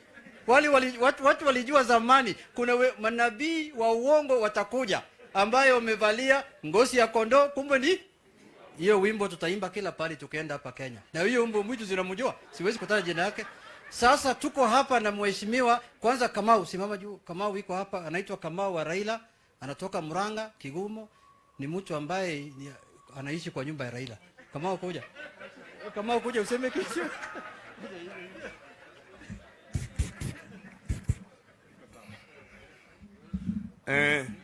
Asante sana mzee. Asante sana Gavana Kinyanjui kwa kutushika ugeni. Mimi nitaongea kwa jamii yetu ya Wakikuyu. Mtanuia radhi, nitaongea Kiswahili na Kikuyu kidogo. Andũ aitũ nĩ mũranjigua. Mũthuri ũyũ tũtũrĩte nake kuma 1990. Mwĩragwo Raila nĩ arĩaga andũ. Angĩkorwo nĩ arĩ wa kũrĩa mũndũ nĩ nĩangĩarĩire. Mũthuri ũyũ wetwo Gĩcũrũ tũrutĩte wĩra mũritũ mũno nake. Rũgama aima haha. He used to be our host. Wakati wote ule wa mapambano tulikuwa tunakuja Nakuru. Mũthuri ũyũ ena historia yake. Rekei ndĩmũrie kĩũria. Raila akiuga Kibaki tosha rĩ. Ndamenya Kibaki nĩ Mũgĩkũyũ. Nĩ amenyaga. Tũgĩthiĩ ũguo, andũ arĩa matarĩ thĩinĩ wa ũhoro ũcio magĩũka magĩthũkia thirikari. Gũkĩgĩa na thĩna 207. 207 ndio kana mũrarikana mũkĩona Mama Ida akĩrĩra Gĩthumo akiuga mbara ĩkĩ atĩa. He mũĩko wahũrirwo Gĩthumo. Thĩna warĩ gũkũ kwanyu. Niĩ ndĩrenda kũmũthaitha na ndĩmũririkanie ngoro ya mũthuri ũyũ nĩ njaramu ũguo. Ndingiuga nĩ ta kĩ. Mwaka ũcio wa 207 akĩnyita John Nyaga kuma kũrĩa Eldoret akĩmũtua minister wake. Ndoĩ nĩ mũgema. Akĩnyita Shebeshi ũyũ akĩmũtwara bunge. Niĩ na niĩ akĩndua councilor wake thĩinĩ wa Nairobi. Huu ni mungwana ama si mungwana? Mũndũ ũcio ngere tondũ marĩ na thirikari na mũndũ wĩtagwo Uhuru rĩ. Nĩ gĩkũ kĩigana araheire itĩ. Nĩ kũrĩ ndĩkĩmũrahenio mũthenya. Nĩtume hau. He karũgano gataragio nĩ andũ no nĩ ngũmwĩra. Agĩũka kuga Kibaki tosha nĩ anjĩtire. Tondũ huona mũrũwe. Tũgĩikara thĩ akĩnjĩra tũrathiĩ gũteithia Kibaki. No ĩkaũndũ kamwe na governor ndiũ kana nĩ ũĩ. Kibaki hĩndĩ ĩrĩa athiaga mũrĩmo. Nĩ twathire nake kwa escort Kibaki. Twakinya kuo airport. Tũgĩkora Kibaki abukĩrwo ndege ya gũthiĩ gĩtĩ kĩa economy. Mũthuri ũyũ wĩ haha akĩnjĩra tũcoke taũni twethe mbeca atĩ president wake ndagũthiĩ na economy Kibaki harĩ mũrwaru. Ũcio nĩ mũndũ wa bata kati mũndũ wa bata. Kaũndũ karĩa kamagegania Kibaki twacoka twakũria Kibaki aingĩrĩte here already boarded arĩ gĩtĩ-inĩ. Anakĩre mathirũka na Raila nĩo manyitie mũthuri ũcio magĩthondeka nyamũ ĩtagwo stretcher. Tũkĩruta mundu gwetwo Kibaki hau tukimutwara first class. Ihinda ritũ rĩa ũcokia guoko nĩ rĩkinyu. Mũgĩkũyũ wothe ũngĩmwĩka kĩũndũ kĩega na ndacokagia guoko. Tũrarĩ nake haha Kiambu Thursday. Arĩrwo nĩ andũ a Kiambu atĩrĩrĩ, ngarĩhĩtagwo nĩ mũndũ nau. Atĩ ngarĩhĩtagwo nĩ mũndũ nau. Kwĩ erirwo ũguo tondũ mũrũ ũrĩa mũkũrũ wĩtagwo Fidel ahikanĩtie Kiambu. Mwanake ũrĩa ũngĩ nake ahikanĩtie Mũrang'a. Kwoguo rĩ, mũndũ hakuhĩ na ithuĩ rĩ, mũndũ ũngĩkara na ithuĩ, mũndũ ũngĩona thĩna, mũndũ ũngĩona Mũgĩkũyũ akĩona thĩna anyitwo tondũ andũ ake me kũu. No. Na theti baba ucio ũngĩ nĩ ndarendirie mwana wake West Africa mũkamũkinyĩra rĩ. Nĩ ngũgweta nĩ ngũina karwĩmbo karĩa nyinaga twathiaga tũkenete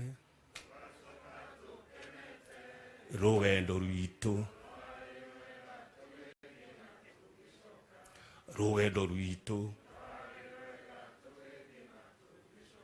ndenda kumwĩra mbara ĩno nĩ ya mau na no mwakĩrũo na nĩkĩo tũroina karwĩmbo karĩkũ. Mwathani arũo mũrathima. Kama unajua umesema vizuri sana. Now nataka kualika wenzangu wakuja hapa mbele wote kwa sababu ya muda.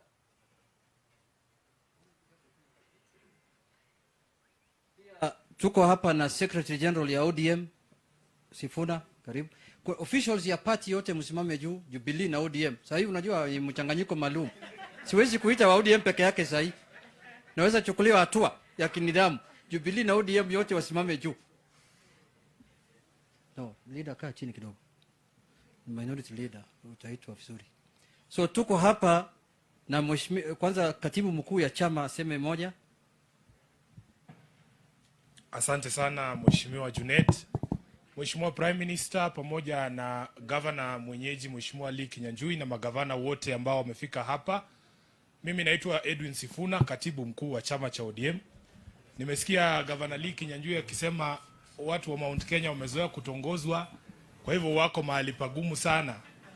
Wamezoea kutongoza, sasa wako mahali pagumu kwa sababu lazima watongozwe. Hata sisi Mheshimiwa Waiguru nataka kuhakikishia tuko mahali pagumu.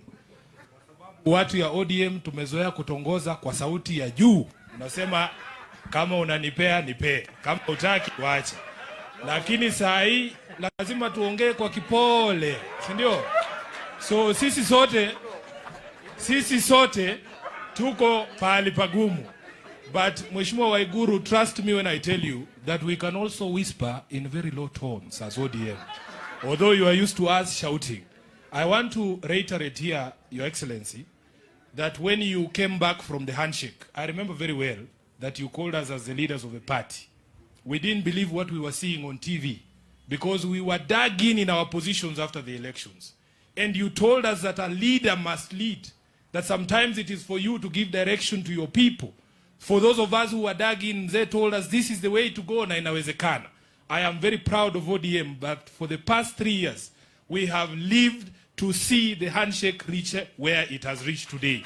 And that it will take the natural next step. I was very happy to read the statement from my counterpart in Jubilee, Honorable Tuju, today, that now we are going to take the next step to now formalize the relationship between our two political parties. And Mheshimiwa Commander from Nairobi, Mheshimiwa Shebesh from Nairobi, she knows we campaigned against them in Nairobi. If you take the votes that Honorable Shebesh got and the votes that Honorable Pasaris got, there were almost 2 million votes. So I don't think that in Nairobi there will be a contest once we finalize our agreement, Mheshimiwa Shebesh. Yes. Here in Nakuru, Mheshimiwa Lee Kinyanjui, I can guarantee you that once this Kina Palanga, Kina Kering are supporting you for your re-election, hapa hakutakuwa na uchaguzi. Sio kitu imeisha. Asanteni sana na Mungu awabariki. Thank you very much. Asante sana Mheshimiwa Sifuna. Anayefuata ni Mheshimiwa James Opio Wandai. James Opio Wandai ni mbunge wa Gunja constituency na yeye ndio chairman ya Public Accounts Committee huko bunge. Your Excellency, as your foot soldiers, the duty we are left with is simple. It's just to support the direction you have given us. And I want to promise the people of Nakuru that we shall continue to work with you closely as we move ahead. Thank you very much. God bless you. Asante Opio, utaongea Kiswahili siku ingine. Haya, sasa tuko hapa na Mheshimiwa Fatuma Gedi, Women Rep ya Wajir. Your Excellency, the Prime Minister, the Governor host, all protocol observed. Habari zenu. Mimi nina furaha sana kushuhudia Kenya mpya leo. Na nina amani sana na tumaini kubwa sana. Baba ndo atatufikisha ile mahali tunataka. Manake tuliona kitambo. Juzi tukiwa na halfa moja na Mheshimiwa Governor Waiguru, kuna jambo nimesema, sisi watu wa Northeastern ni wafugaji na tuko na ngamia. Nikakumbusha watu wetu ngamia zile zetu haiwezi kuingia kwenye wheelbarrow, haitoshei. Manake niliona ati haitoshei kweli. Hata mimi mkiniona vile nimejaja siwezi kuingia kwenye wheelbarrow. Kwa hivyo watu ya Nakuru msidanganywe kwamba wheelbarrow sio maisha. Maisha ni watoto wetu, ni elimu ile watapata, na kwa muhimu sana ni amani ile tutapata. Na sasa hivi tumejivunia amani kutokea handshake. Kwa hivyo baba, tutatembea na wewe hii safari. Na tunakuombea Mwenyezi Mungu akupatie afya, manake tunajua State House tunaenda. Asante sana Mheshimiwa. Anayefuata ni Mheshimiwa Gladys Wanga, ni mbunge ya Homa Bay County, ambaye pia ni chair lady ya Finance Committee. Kama ni chairman. Asante sana.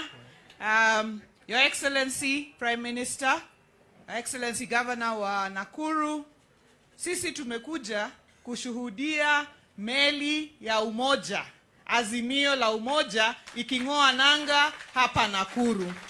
Na sisi tumefurahi sana kwa sababu it is no longer business as usual.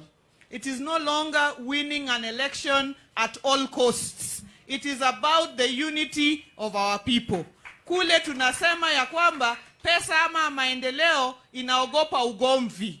Na sisi kama Wakenya tukishikana pamoja, maendeleo utakuja kwetu na tutasonga mbele pamoja. Na mwisho ni kusema baba huyu tumeona matunda yake. Yeye ndio alianzisha ile rural electrification program ya kuleta stima mashinani. Akaanzisha ile mpango ya kupeleka barabara mashinani. Akaanzisha devolution. Yeye tukimweka pale, maendeleo itakuja kila mahali. Asanteni na Mungu awabariki. Asante sana Mheshimiwa. Sasa kwa kumalizia nataka nimwalike kiongozi wetu wa bunge ambaye ni minority leader aje azungumuze. Baada hiyo arudishe usukani kwa Governor Lee. Nataka kutambua pia executive director wetu wa chama Doro Ngwen. Kwa kumalizia nataka kusema hivi, nataka kuachia Kiswahili. Unajua mimi nimetembea huko Pwani na Joho mara mingi, nikajifundisha Kiswahili kidogo baada ya kutoka Migori. Governor amesema hapa tunatongosana, tunatongosa wengine hapa. Mimi nataka kuambia pia huko Mombasa wanasema nyege ni kunyegezana. Asanteni sana.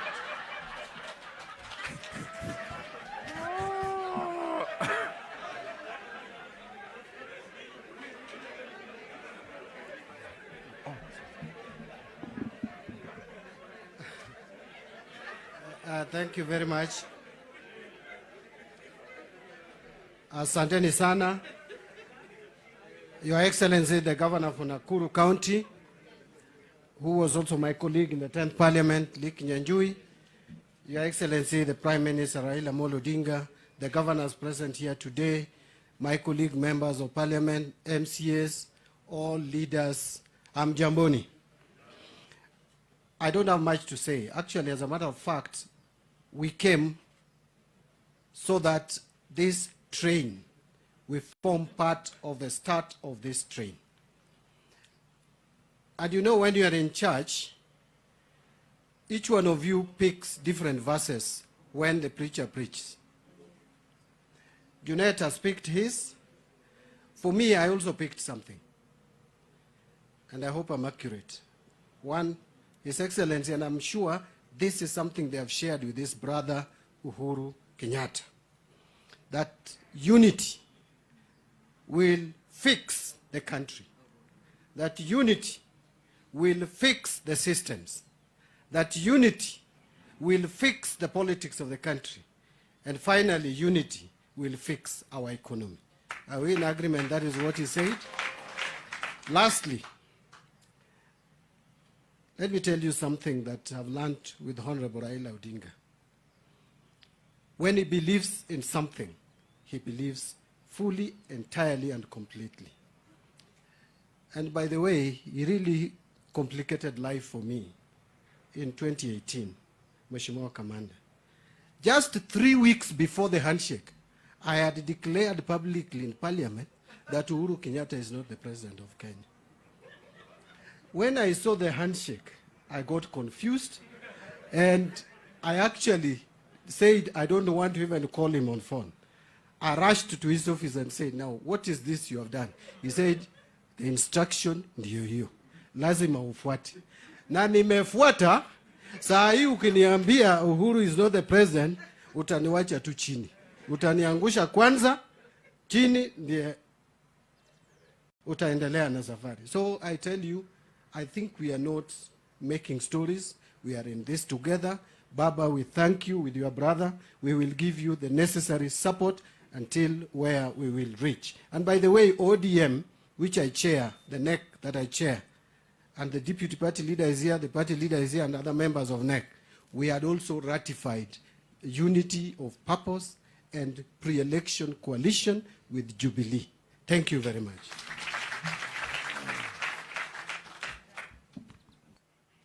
Asante sana. And I want to confirm that if these speeches were held some time back, the tone would have been very different. And we all agree. But when leaders begin to call each other brothers and ndugu yangu, things change for the country. And I think that's the country we want. Allow me also to quote a Swahili verse that says, undugu si kufanana. Undugu ni nini? Undugu ni nini? Sasa pia tukitongozana lazima tufanye nini? Asante. Allow me to invite Senator Njoroge. He's from Naivasha. And will be followed by Otuoma, Mheshimiwa Otuoma. Then from there we can go to my governors. Thank you. Please, yeah.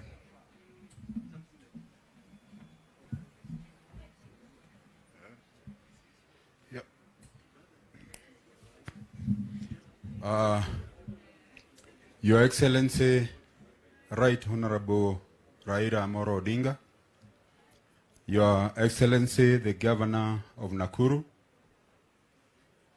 Kwanza yangu ni kushukuru sana kwa kuandaa hiki kikao cha kuzungumzia mambo ya umoja. Nitasema ya kwamba bila kuongea mambo mengi sana, kwa sababu mimi ni mwenyeji wa Nakuru County,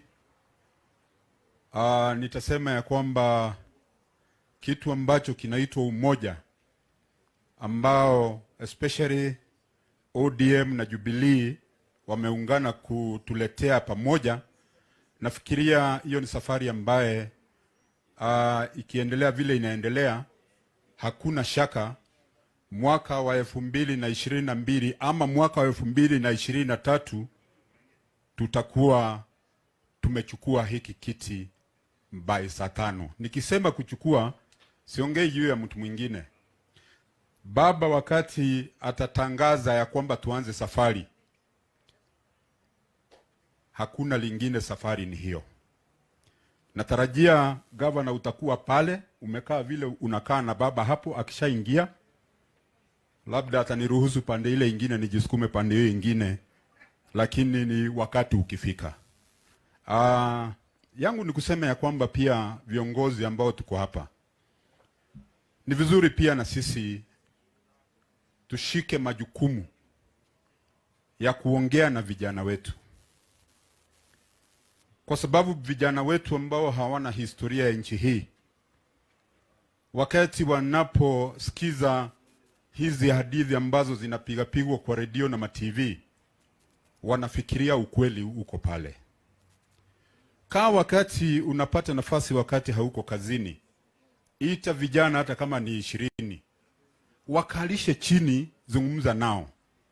Kwa sababu hii mambo ya kuongea kwa redio bila kuongea na vijana, nafikiria tuko na shida. Na nafikiria tukifanya hivyo tutapata ushindi. Naendelea kuongea kwa sababu hata baba bila kuwa hapa, nafikiria kwa wiki tunaongeanga mara moja, kwa hivyo yangu yale ambaye ninaamini huwa namwambia yeye mwenyewe. Kwa hivyo nyinyi ndio naongea na nyinyi. Tuko na hiyo safari na ni lazima tuimalize. Asante sana. Asante Mheshimiwa former Senator Njoroge. Naomba kumuita Otuoma. Alafu we go to the governor, starting with the governor from Kirinyaga and Waiguru. Thank you. Asante sana governor na baba, hata kama hayuko, na wale waheshimiwa wote mko hapa, hamjambo. Majina yangu vile umesikia, naitwa Paul Otuoma. Mimi nilikuwa mbunge wa Funyula kule, na mimi sana sana nimetembea na baba kutoka nikianza siasa zangu. Baba ametushika mkono, tumetembea na yeye kuanzia tukiwa shule mpaka wakati huu, bado tunatembea na yeye. Na mimi nimekuja tu hapa pia kama shuhuda wa kusema kwamba yale maadili ama zile tabia desturi baba ametufunza kwa siasa, nafikiria wale wamekuwa karibu na yeye wameona, wale wamemfuatilia vizuri wameona kwamba ukizungumuza baba Raila Amolo Odinga unazungumuza mtu wa aina gani. Kama ni siasa za Kenya amekuwa, tumeona sera zake, tumeona misimamo yake, tumeona mbinu zake za kujaribu kuleta nchi pamoja, kujaribu kuhakikisha kwamba Wakenya hata wakati tuna taabu ama tuna malalamishi, utaona baba akijitokeza vile wale wamezungumza hapa mbeleni na kusema hii njia haiwezi kutusaidia. Hii njia ndio inaweza kutuleta sisi wote pamoja, tushikane na tuende njia hiyo. Na hiyo ni kitu ambayo si ati ni ya kuambiwa, ni kitu unaweza kwamba ukizungumuza, ukiona, ukisoma historia ya baba hapa, utaona amekuwa mwaminifu kwa taifa hili. Hata wakati tuna tofauti hapa na pale za siasa, za mashindano za kisiasa, mwishowe huwa tunafika tunasema hapana, hii ndio njia. Na hata sisi ametufunza desturi hiyo. Sisi wengine tulikuwa vijana wadogo sana tukianza siasa, na mzee huyu ndiye ametushikilia. Mimi nilisimama kule kura Funyula, nilikuwa kijana tu karibu miaka 30. Na kutoka siku hiyo mzee akatushikilia.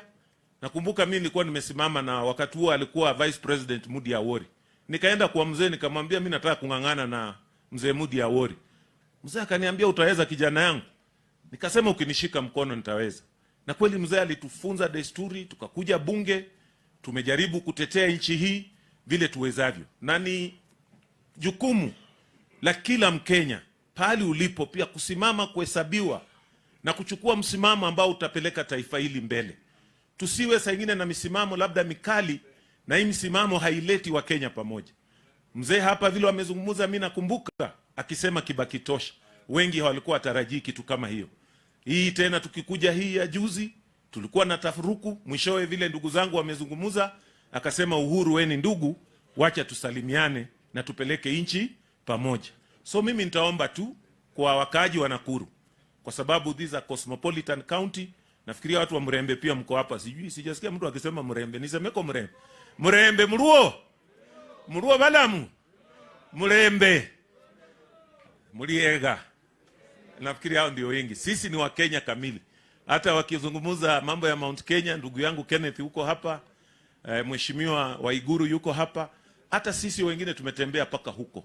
Wenzetu wale tunakaa nao kwa nyumba wanatoka huko na tuonangi tofauti. Ile chakula wanapika tu ndio sisi tunakula.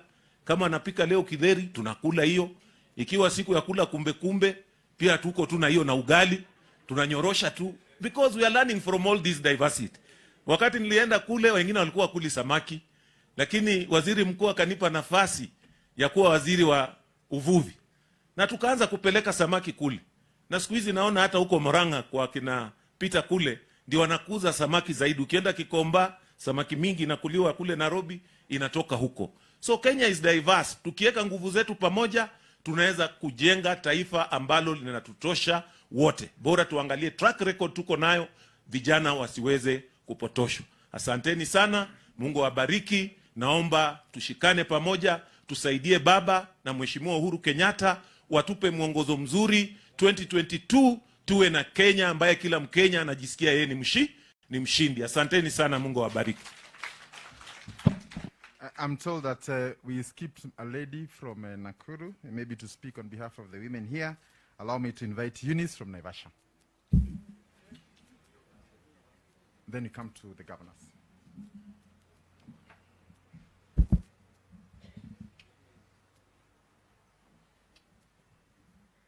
Thank you so much, Your Excellency. Waheshimiwa wote, hamjambo. Na wananchi hamjambo. My name is Eunice, and my other name is Mama Soko. For those who've really been campaigning about the Mama Soko, this is the real Mama Soko here. Do I look as if I can fit in a wheelbarrow? Do I look like that? We say in Kikuyu land, my governor will probably translate, Hamwere nye gugade mojaruo. He will translate that. When you look at me, you think I come from the other side of the country, isn't it? And I think I'm the most cosmopolitan person. Waiguru here is my governor back at where I'm born.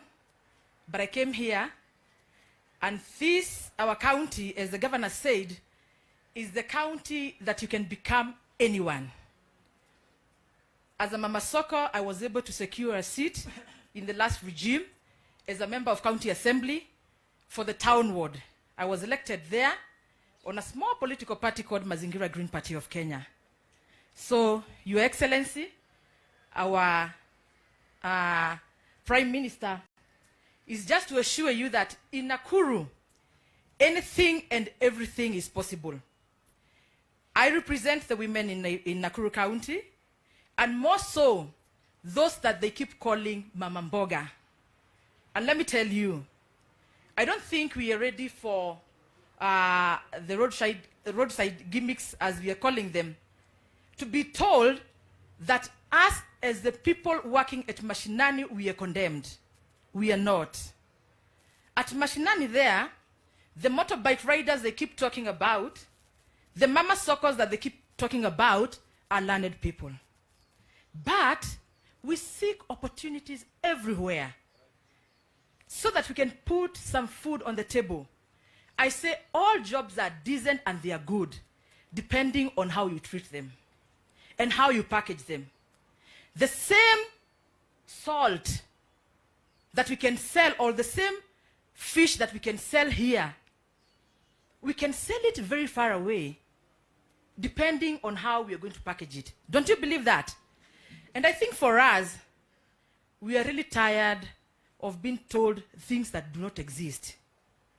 Thank you so much, our governor, for having given us this chance as Nakuru County to be able to be the ones holding the journey that we are beginning to become one people. And as Nakuru County, we are ready. For the governors, there's one time Shebesh trained me and said, the day you go somewhere, make sure that you leave a mark. And I'm sure our Prime Minister has left a mark here. He's given us a homework, and we are here because we really want to support this cause. And we must, and we should, work together with other Kenyans so that we can reach our destiny. Our biggest position right now is the economy and self-development. I don't think it's going to work anymore when someone is telling me they're going to do a road. Already those things have already been put under a lot of legislation. How we do the roads, how we do the electricity, right now I think is about self-development. How we can grow ourselves and put some money in our pockets. How we can take our children to school. I think we have suffered most as far as historical injustices are concerned. When we say that these areas are supposed to be divided so that we can get more representation, everybody knows here that representation comes with money. We need these regions given what is supposed to be given so that our children are able to go to school, so that we can be able to do business and those other things economically, and even to have medicine in our hospital. Adoito,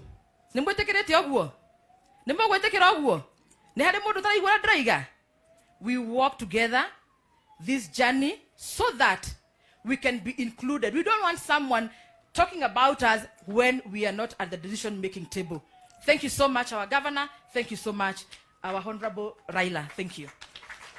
Asante sana, sauti ya kina mama. Naomba sasa twende to our colleague governors who've traveled from Laikipia, Kakamega, and all the way from Kirinyaga.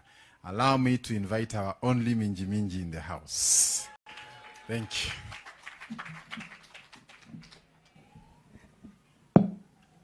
Right Honorable Prime Minister Raila Amolo Odinga, Excellency Host Governor and a friend of mine, Governor Nyanjui, my colleague governors who are here,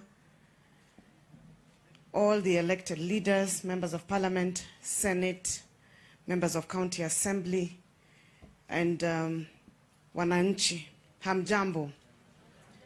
God is good, and all the time. You know, the unfortunate thing of speaking towards the end is that everything that needs to be said has been said. And so I will spare you energy and I won't talk for too long. But I want to just say one thing. Everybody knows here that if there's been somebody who has been at the forefront of the support of the handshake, is Governor Minji Minji. From the beginning of the day that the hands were shaken, I was the first person to make peace. Mnasema nyinyi mulikuwa na shida. Mimi nililia machozi kwa sababu nilikuwa nimesema mkubwa hawezi fanya hivyo. Mimi mnajua shida zangu na kule tulikuwa tumetoka. Nilikuwa hata nimepeleka His Excellency Right Honorable kotini. Na nikaambiwa mimi ndio nilikuwa wa kwanza kumpeleka. Kwa hivyo hiyo handshake tulikuwa tumekaa mahali, nilienda nyumbani nikasema sasa jamani, mambo imeenda namna gani? Lakini kwa vile mkubwa alisema hiyo ndio njia, mimi nilitoka nikaenda pia nikakuwa na handshake yangu na nikaanza support ya handshake. Na kwa nini nilifanya hivyo? Because what we have been told is that this country is more important than any single person. This country. Na Right Honorable Raila Amolo Odinga, nukweli Kioni amesema, sijui ni nani Kenya hii yako na CV ya kupeleka nchi yetu politically towards democracy, isipokuwa ni wewe. Kutoka kitambo, when you used to talk about decentralization, some of us even didn't used to especially in government, because we were in government. We didn't quite understand this decentralizing. And especially those of us who were in treasury. Kwa sababu treasury si mnajua huko ndio ilikuwa center of power. Tulikuwa tunaona ni kama nguvu ya serikali itakuwa inafifia. But look at this country today. Devolution. All of us boast because of devolution. That was because of the Right Honorable Prime Minister.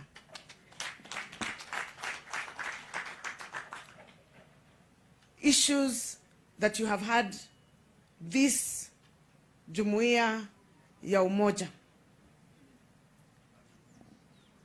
the Declaration of Unity, Azimio la Umoja. This is a journey we are starting that will end in August 2022, as in installing the next government. And I want to speak to the people of Mount Kenya, because we have been speaking. Na sisi kama viongozi wa Mount Kenya tumejipanga.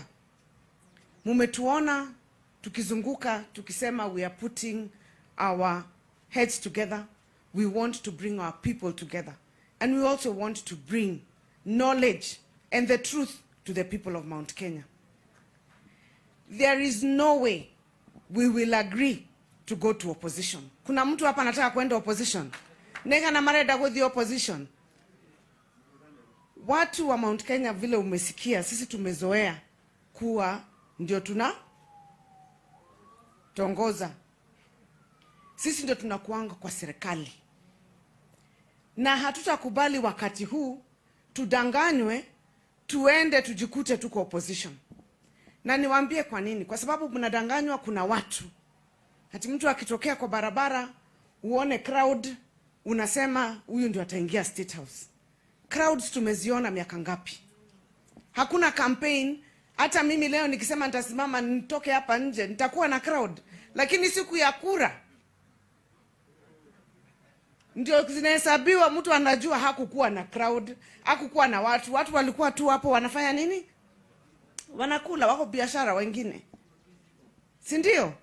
Kwa sababu lazima uone Kenya in the context of elections. We cannot have, and I said this the other day, dividing Mount Kenya in the guise of trying to convince them or cheat them that they will be in government while we know very well it is not possible. Kwa sababu ukiangalia upande wa Nyanza, iko locked. Iko locked ama iko locked? Ukienda upande wa Western, pia huko iko? Ukienda upande wa Coast, pia huko kuko? Ukienda Northeastern, kuko? Ukambani yote, iko pande?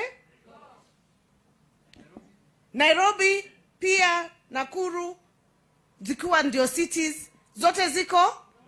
Sasa unaingia State House na kura gani? Which kuras are going to take you to State House? Huh? Na nirenda twaririe andu aitu mutige kuhenio tuthie twikore kuria mwena wa opposition. Sisi hatujazoea opposition na hatutaenda opposition, na watu wetu wasikubali kudanganywa waende opposition. Kwa sababu uangalia nchi ni kubwa. The Right Honorable Prime Minister akisimama tu hivi peke yake, 40% of the country iko locked. Hata hajaangalia hata deputy ni wa kutoka upande gani. Kumuongezea tu ni kumjazia. Wengine bado wanatafuta. So let me speak to Mount Kenya. Totigetekere andu aitu kuhenio tutwarwo mwena wa opposition. Wakere, today is a very good day because of the message of hope. You cannot build a country on division. You must be able to bring people together. A message of forgiveness, not of hatred. We must inspire our youth to respect their elders, not to insult them. We must be able to tell people that we can drive the economy by bringing those who are below to come up to where the others are, not to tell those ones who are below to pull the ones who are up to go down. That is not how countries develop. Ati unaambiwa hawa wako na pesa ndio wanaitwa hivi na nyinyi mnaitwa hivi. Ati kwa hivyo kwa nini mna? Kwa sababu hawa wako nayo. Countries develop when we all move the entire country together with proper economic and fiscal policies. Juzi nimewaambia kule Kirinyaga, msidanganywe ati mtu atatoa pesa kuja waletee. Akikupatia leo na kesho, zitatoka wapi? We must have policies and programs that uplift our people. Na leo tumesikia in the declaration the proposals on the improvement of our economy. We have had on how we will stabilize this country because we must be together. Lazima tuwe pamoja. We cannot develop one part of the country at the expense of the other. You cannot demonize one part of the country and elevate another one. That's not how countries run. Mimi ninafurahi kwa sababu leo tumekuwa na kitu ambayo inaitwa hope. There is hope. Inawezekana. Inawezekana ama haiwezekani? Inawezekana. There is hope. There is hope that we can rebuild our economy from where we are to bring up the people who are below to where the others are, but not to pull down. There is hope that we can have peace in this country after a general election. There is hope that our youth will find enough employment in this country.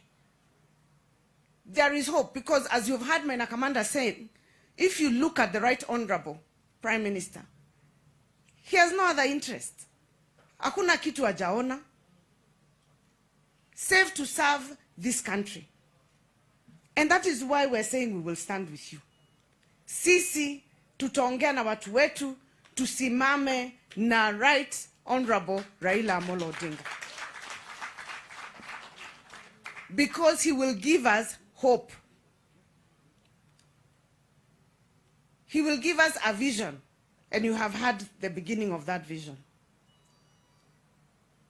Tupeleke watu wetu kwa serikali ambayo inakuja, na tusikakue ati watu ambao tunadhania niro nitumanyerete muno gukorwo thirikari ni it's taken for granted. It is not. Na vile tumeambiwa tusipojipanga, we might find ourselves on the outside. Let us be wise people. Yekoyo kiugaga mundu mugene ke ne mutare. Na mundu mukuru na mukuru ni eragwo no korumwete kagatia atarumagu. A wise person is cancelled. And in this journey, we will start educating our people.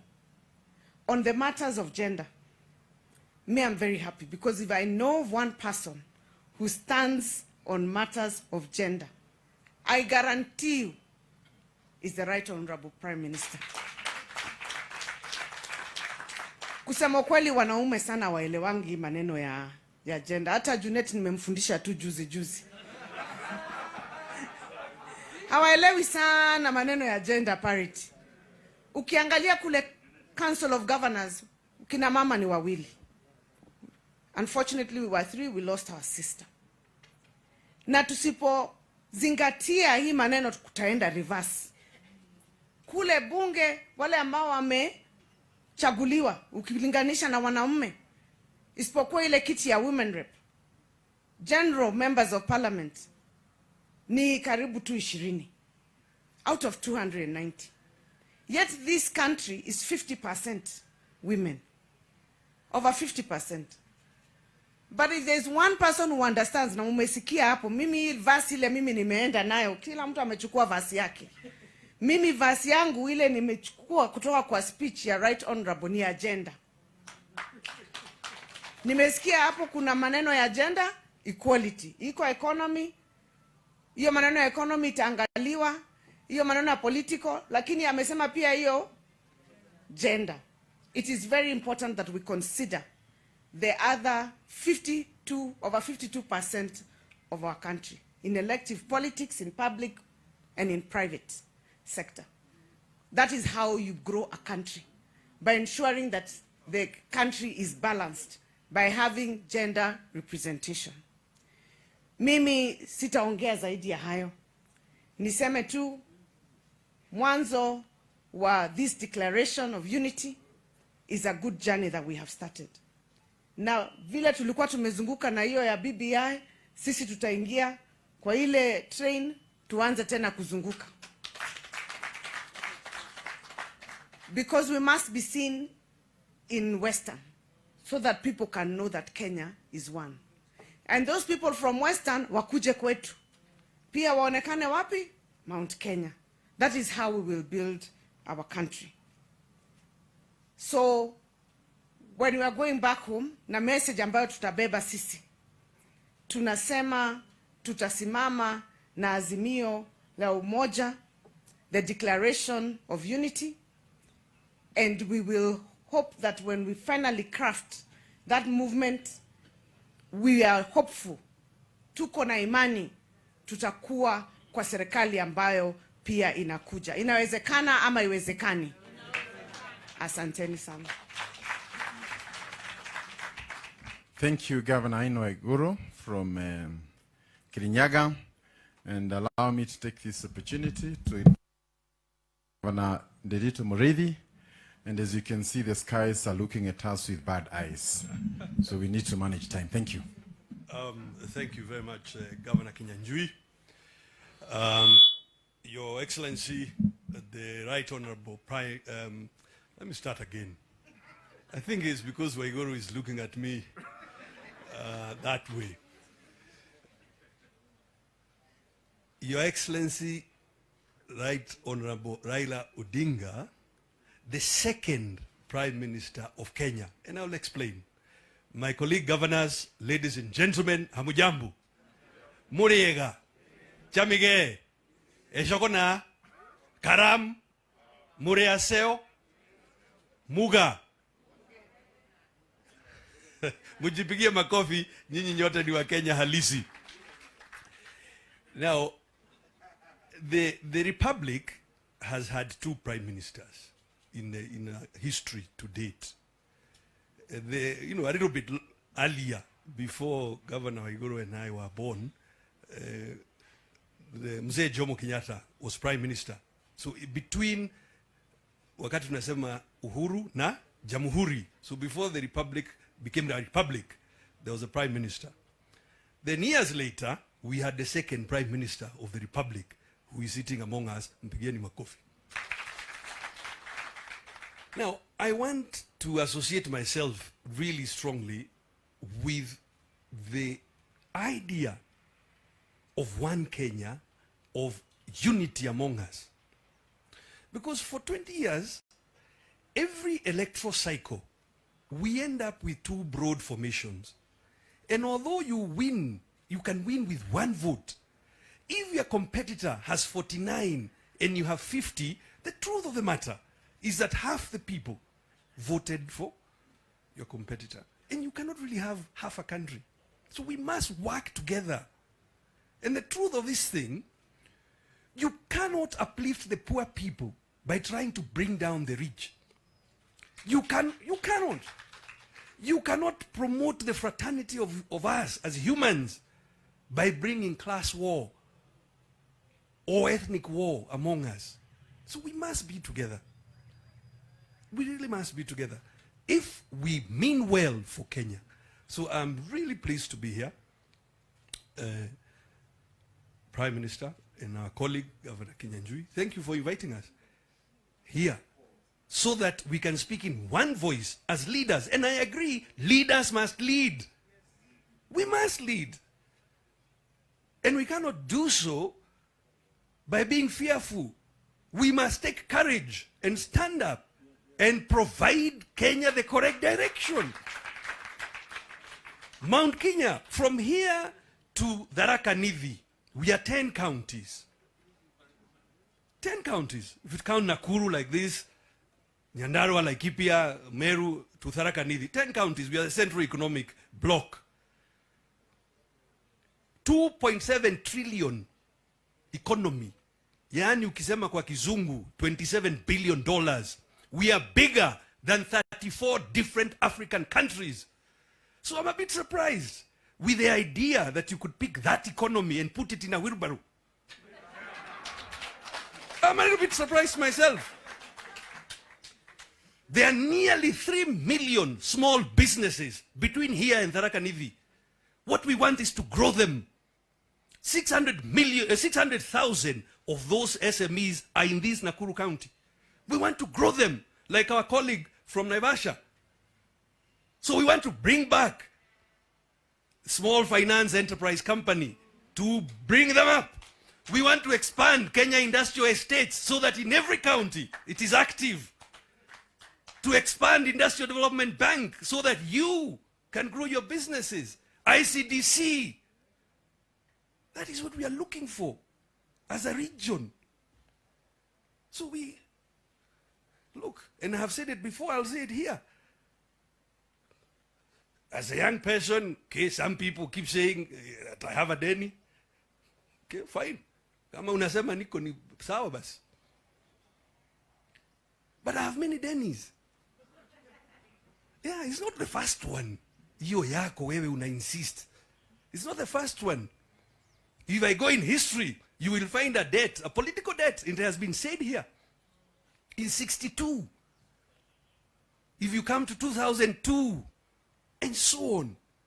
So if really it's about debts, please at least allow me to start with the old ones.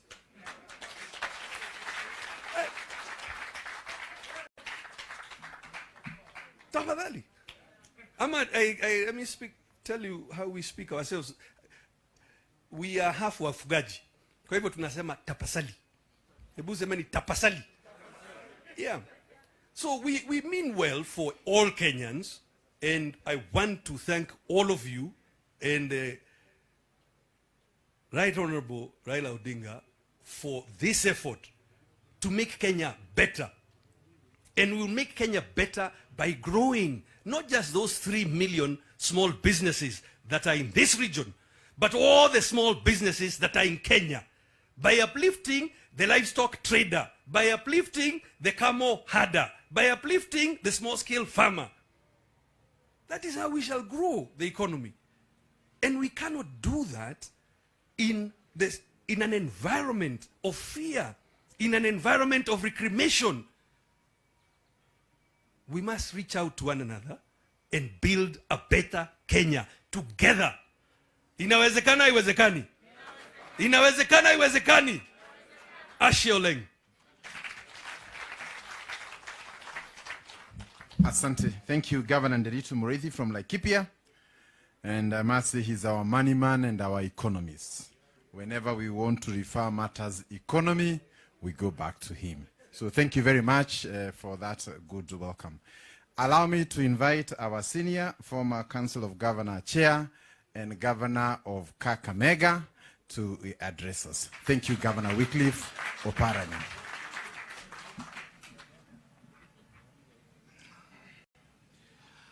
Your Excellency, my party leader, my colleagues, governors who are here, na viongozi wengine na wananchi, hamjambo. Hamjambo tena. Kwa Luya tunasema mlembe. Mlembe vosi. Mimi nimeandamana na former Prime Minister. I've just accompanied him. As you know, I'm the deputy party leader to him. He requested me to accompany him to here, to come and witness what we were launching today. It is historical. And we feel privileged, those who are here, that we are part of this historical event. And I know if it was not COVID, we would have been many people here. But because of COVID, we are what we are. I also decided, let me come and see my colleague, Gilik Nyanjui. Because I want to congratulate him for this city having achieved city status, Nakuru. I've not been here for a long time, as you know now with the flying. Nairobi, Kisumu, you are in your county. So it has taken me a long time. When I came for the funeral of our former president, we were in this hotel and we were whipped there. When I came back, I went late at the night, so I didn't have time to go around. But today, I had a chance to go around, and I think this town has really improved. And I want to thank you, Bwana Kinyanjui, for that achievement. Tano tena. Ndio. Kwa sababu mimi na retire, wewe unaendelea, and having time, and since now we are together, be assured that I will come here and campaign for you. Sindio? Mimi na huyu rafiki yangu Peter Kenneth na the former Prime Minister, we launched Vision 2030 on 10th June 2008. This was is a fantastic document. And this document came up with 3 major pillars that as a country we have to pitch our growth: the social pillar, the economic pillar, and the political pillar. Na unajua nchi hii mambo imeenda mbaya, aswa mambo ya uchumi, because of two major things. Corruption, number one. Ya pili, tribalism. Kwa sababu corruption, those who have been given opportunity to serve wananchi, because our government is there to serve you, instead of serving you, they enrich themselves. And this has affected the growth of our economy. We had projected that in 10 years, from 2008 to 2018, our economy will grow up to 10%. If it grew up to 10%, we will have created more jobs for our people. This has not happened. The best we have achieved is 7%. And unless the economy grows, where are you going to get the jobs of all these people who are coming out of schools? And the other thing is tribalism. You have been given opportunity to serve Kenyans, and you start serving your tribe, not even your tribe, your village. Mtu akija kwa ofisi, unamuuliza hata ukiwa kule kwangu unatoka wapi. Unataka ujue ni constituency gani. Hata ukifika constituency hiyo unasema village gani. Ndio you serve the person. Why can't we be like Tanzania here? Tanzania now, the economic growth is better than Kenya. I can tell you. These are countries who have been behind us in terms of economic growth. But they have been able to achieve this because of, in Tanzania, there's no tribalism.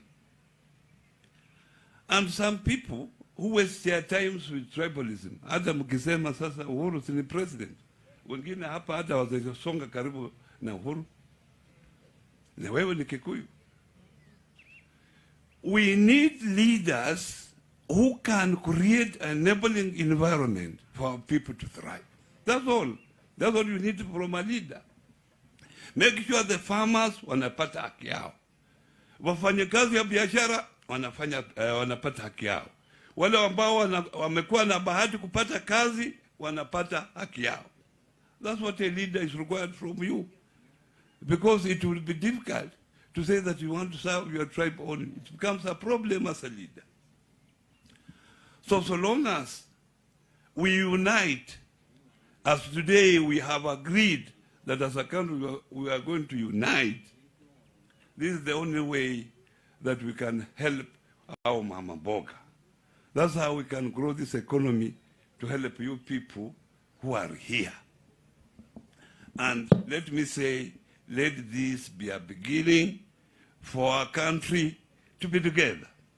I remember once the president said that you cannot claim to be a president when you are only running 50% of your country. Samani, before handshake, singeenda Kisumu. Lakini siku hizi naenda hata bila Raila. Lakini siku zile paka tupange, tuone tujipange. Security iende huko, ikae huko miezi 2. Na hiyo ni pesa. Lakini saa hii hata sitaki kujua Raila ako wapi. Naenda Kisumu, naongea na watu, narudi. And that's what we require in this country if we have to progress. Mumesema mimi natoka huko Western tumelock. Nimesikia mwingine wamelock. Sasa tukifanya lock bas. And let me tell you, I've been close to Raila since 2004. When I became a member of parliament. We have been together all along. And I think if you gave an opportunity to this guy who is here, this country will be different, I can assure you. Kwa hivyo tutembelee pamoja, tuone nchi yetu inaendelea mbele. Asanteni sana. Asante. Naona sasa tunafika kikomo. lakini tu kabla sijamwalika former prime minister aseme mawili alafu tufunge kisha tuweze kupata chakula. Ningetaka tu kusimulia hadithi kidogo kwamba kuna yule mama moja ambaye alikuwa mzee, na unajua kwetu baadhi ya pahali kina Waiguru wanatoka upishi haujapatiwa kikao mbele. Wakati mwingi wanga wana boil and many things. Sasa lakini pia watu wa huko hawajazoea kula samaki. Si desturi yao kula samaki. Lakini siku moja wajukuu waliamua kwamba watapika samaki, waipike kwa njia ya kipekee, wampatie yule nyanya, lakini hawatamwambia kwamba ni akapatiwa, akala, akaongezwa, na alikuwa ameapa kwamba hawezi kula nini? Alipopatiwa na akala, kesho yake akaulizwa, nyanya, tangu lini ukaanza kula samaki? Akasema, mimi siwezi kula nini? Alipoambiwa kwamba jana ile ilikula saa 6 ilikuwa ni samaki, alisema bas nitaanza kuikula. The moral of the lesson, we have to change our cooking habits. Isn't it? We must cook it in a way. Correct? Even those who don't eat it, begin. Mwache boiro. Thank you very much. And allow me to take this opportunity to invite the former Prime Minister to address and again to close this meeting. Thank you very much.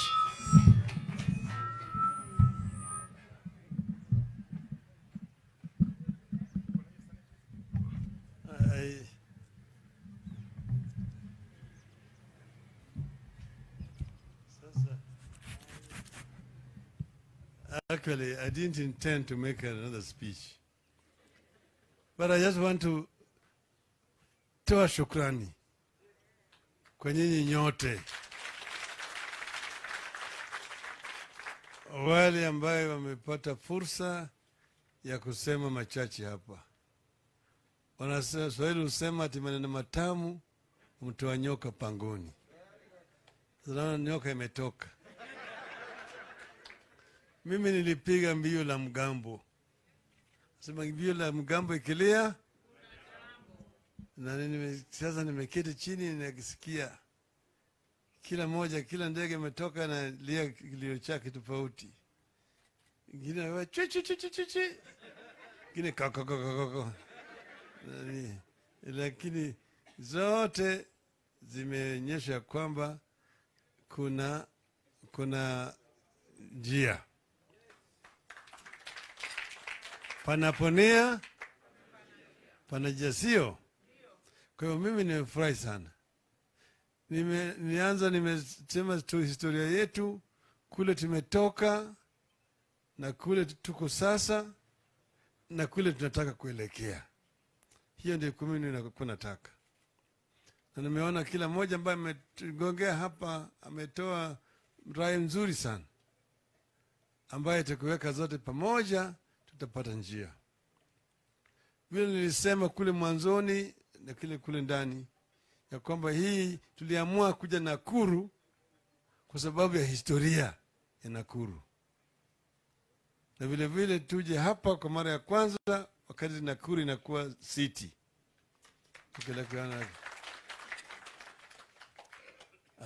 Hapa ndio tukuje hapa tupige mbio la mgambo. Alafu tutakuwa na mjadala kutoka hapa sasa. Vile nimesema wiki hii siku ya Alhamisi tutakuwa huko Nyanza. Kuziwani. Mahali naitwa Sikri. Pale wale wa Jaluo, wa Kisii na wa Kuria watakuja pamoja na kuongea na kupitisha azimio ya Nyanza. Keshowe watakuwa kule Ingo, kule kwa Paranya, kule Kakamega. Na wana wa Ingo vile vile watafanya mambo yao. Kutoka hapo sasa tunaenda baharini huko mwanzo wa Kenya, huko Mombasa. Na watu wa pwani watapata nafasi vile vile ya kuongea na kutoa maoni yao, ili vile vile tuwe na azimio ya watu wa pwani. Baadaye tutaenda huko kaskazini magharibi kule kwa Fatuma ili Wariahi na vile vile wapate nafasi ya kuongea na wasema mambo yao yote, hata ya ngamia yote. Kisha tutaingia bondeni hapa, bonde la Ufa. Tutaenda huko juu huko Turkana, tuongee na Waturkana huko.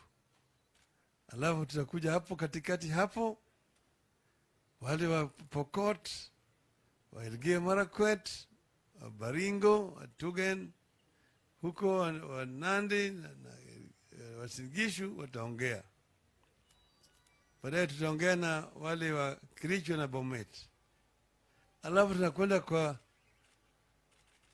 Wamaa, ndugu wetu Wamaa, Kajiado na Rock na Samburu. Baadaye tutaenda sasa kule mashariki, kule kusini mashariki, kule Wakamba. Alafu kutoka pale tunaenda juu huko kwa upande ya wa Borana, wa Isiolo na Marsabit. Baadaye tutakuja sasa mlimani hapa, tutakuja kupanda mlima, tutakuja kupanda mlima. Sasa najua Fatuma ndaleta ile ngamia ambaye anaweza kupanda mlima, na wengine wataleta ile punda, na wengine wataleta ng'ombe, sio? Alafu kutoka pale tutaingia Nairobi. Alafu mambo itakuwa yamekwisha. Kutoka pale sasa tutatoka na ile azimio ya Wakenya, ambayo sasa tutaanza kutembea sasa kama Wakenya ambao wameungana pamoja kwa sababu ya ukombozi wa tatu na uhamisho wa kiuchumi wa taifa letu. Hiyo ndio mwenendo tunataka kutoka. Kwa hivyo sasa nikisema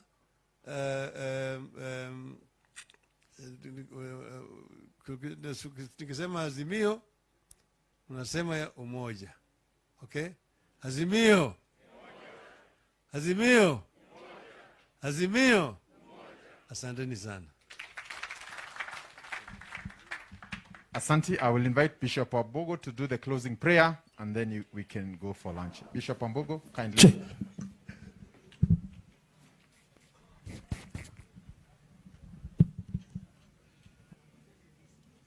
Asanteni sana kwa uvumilivu.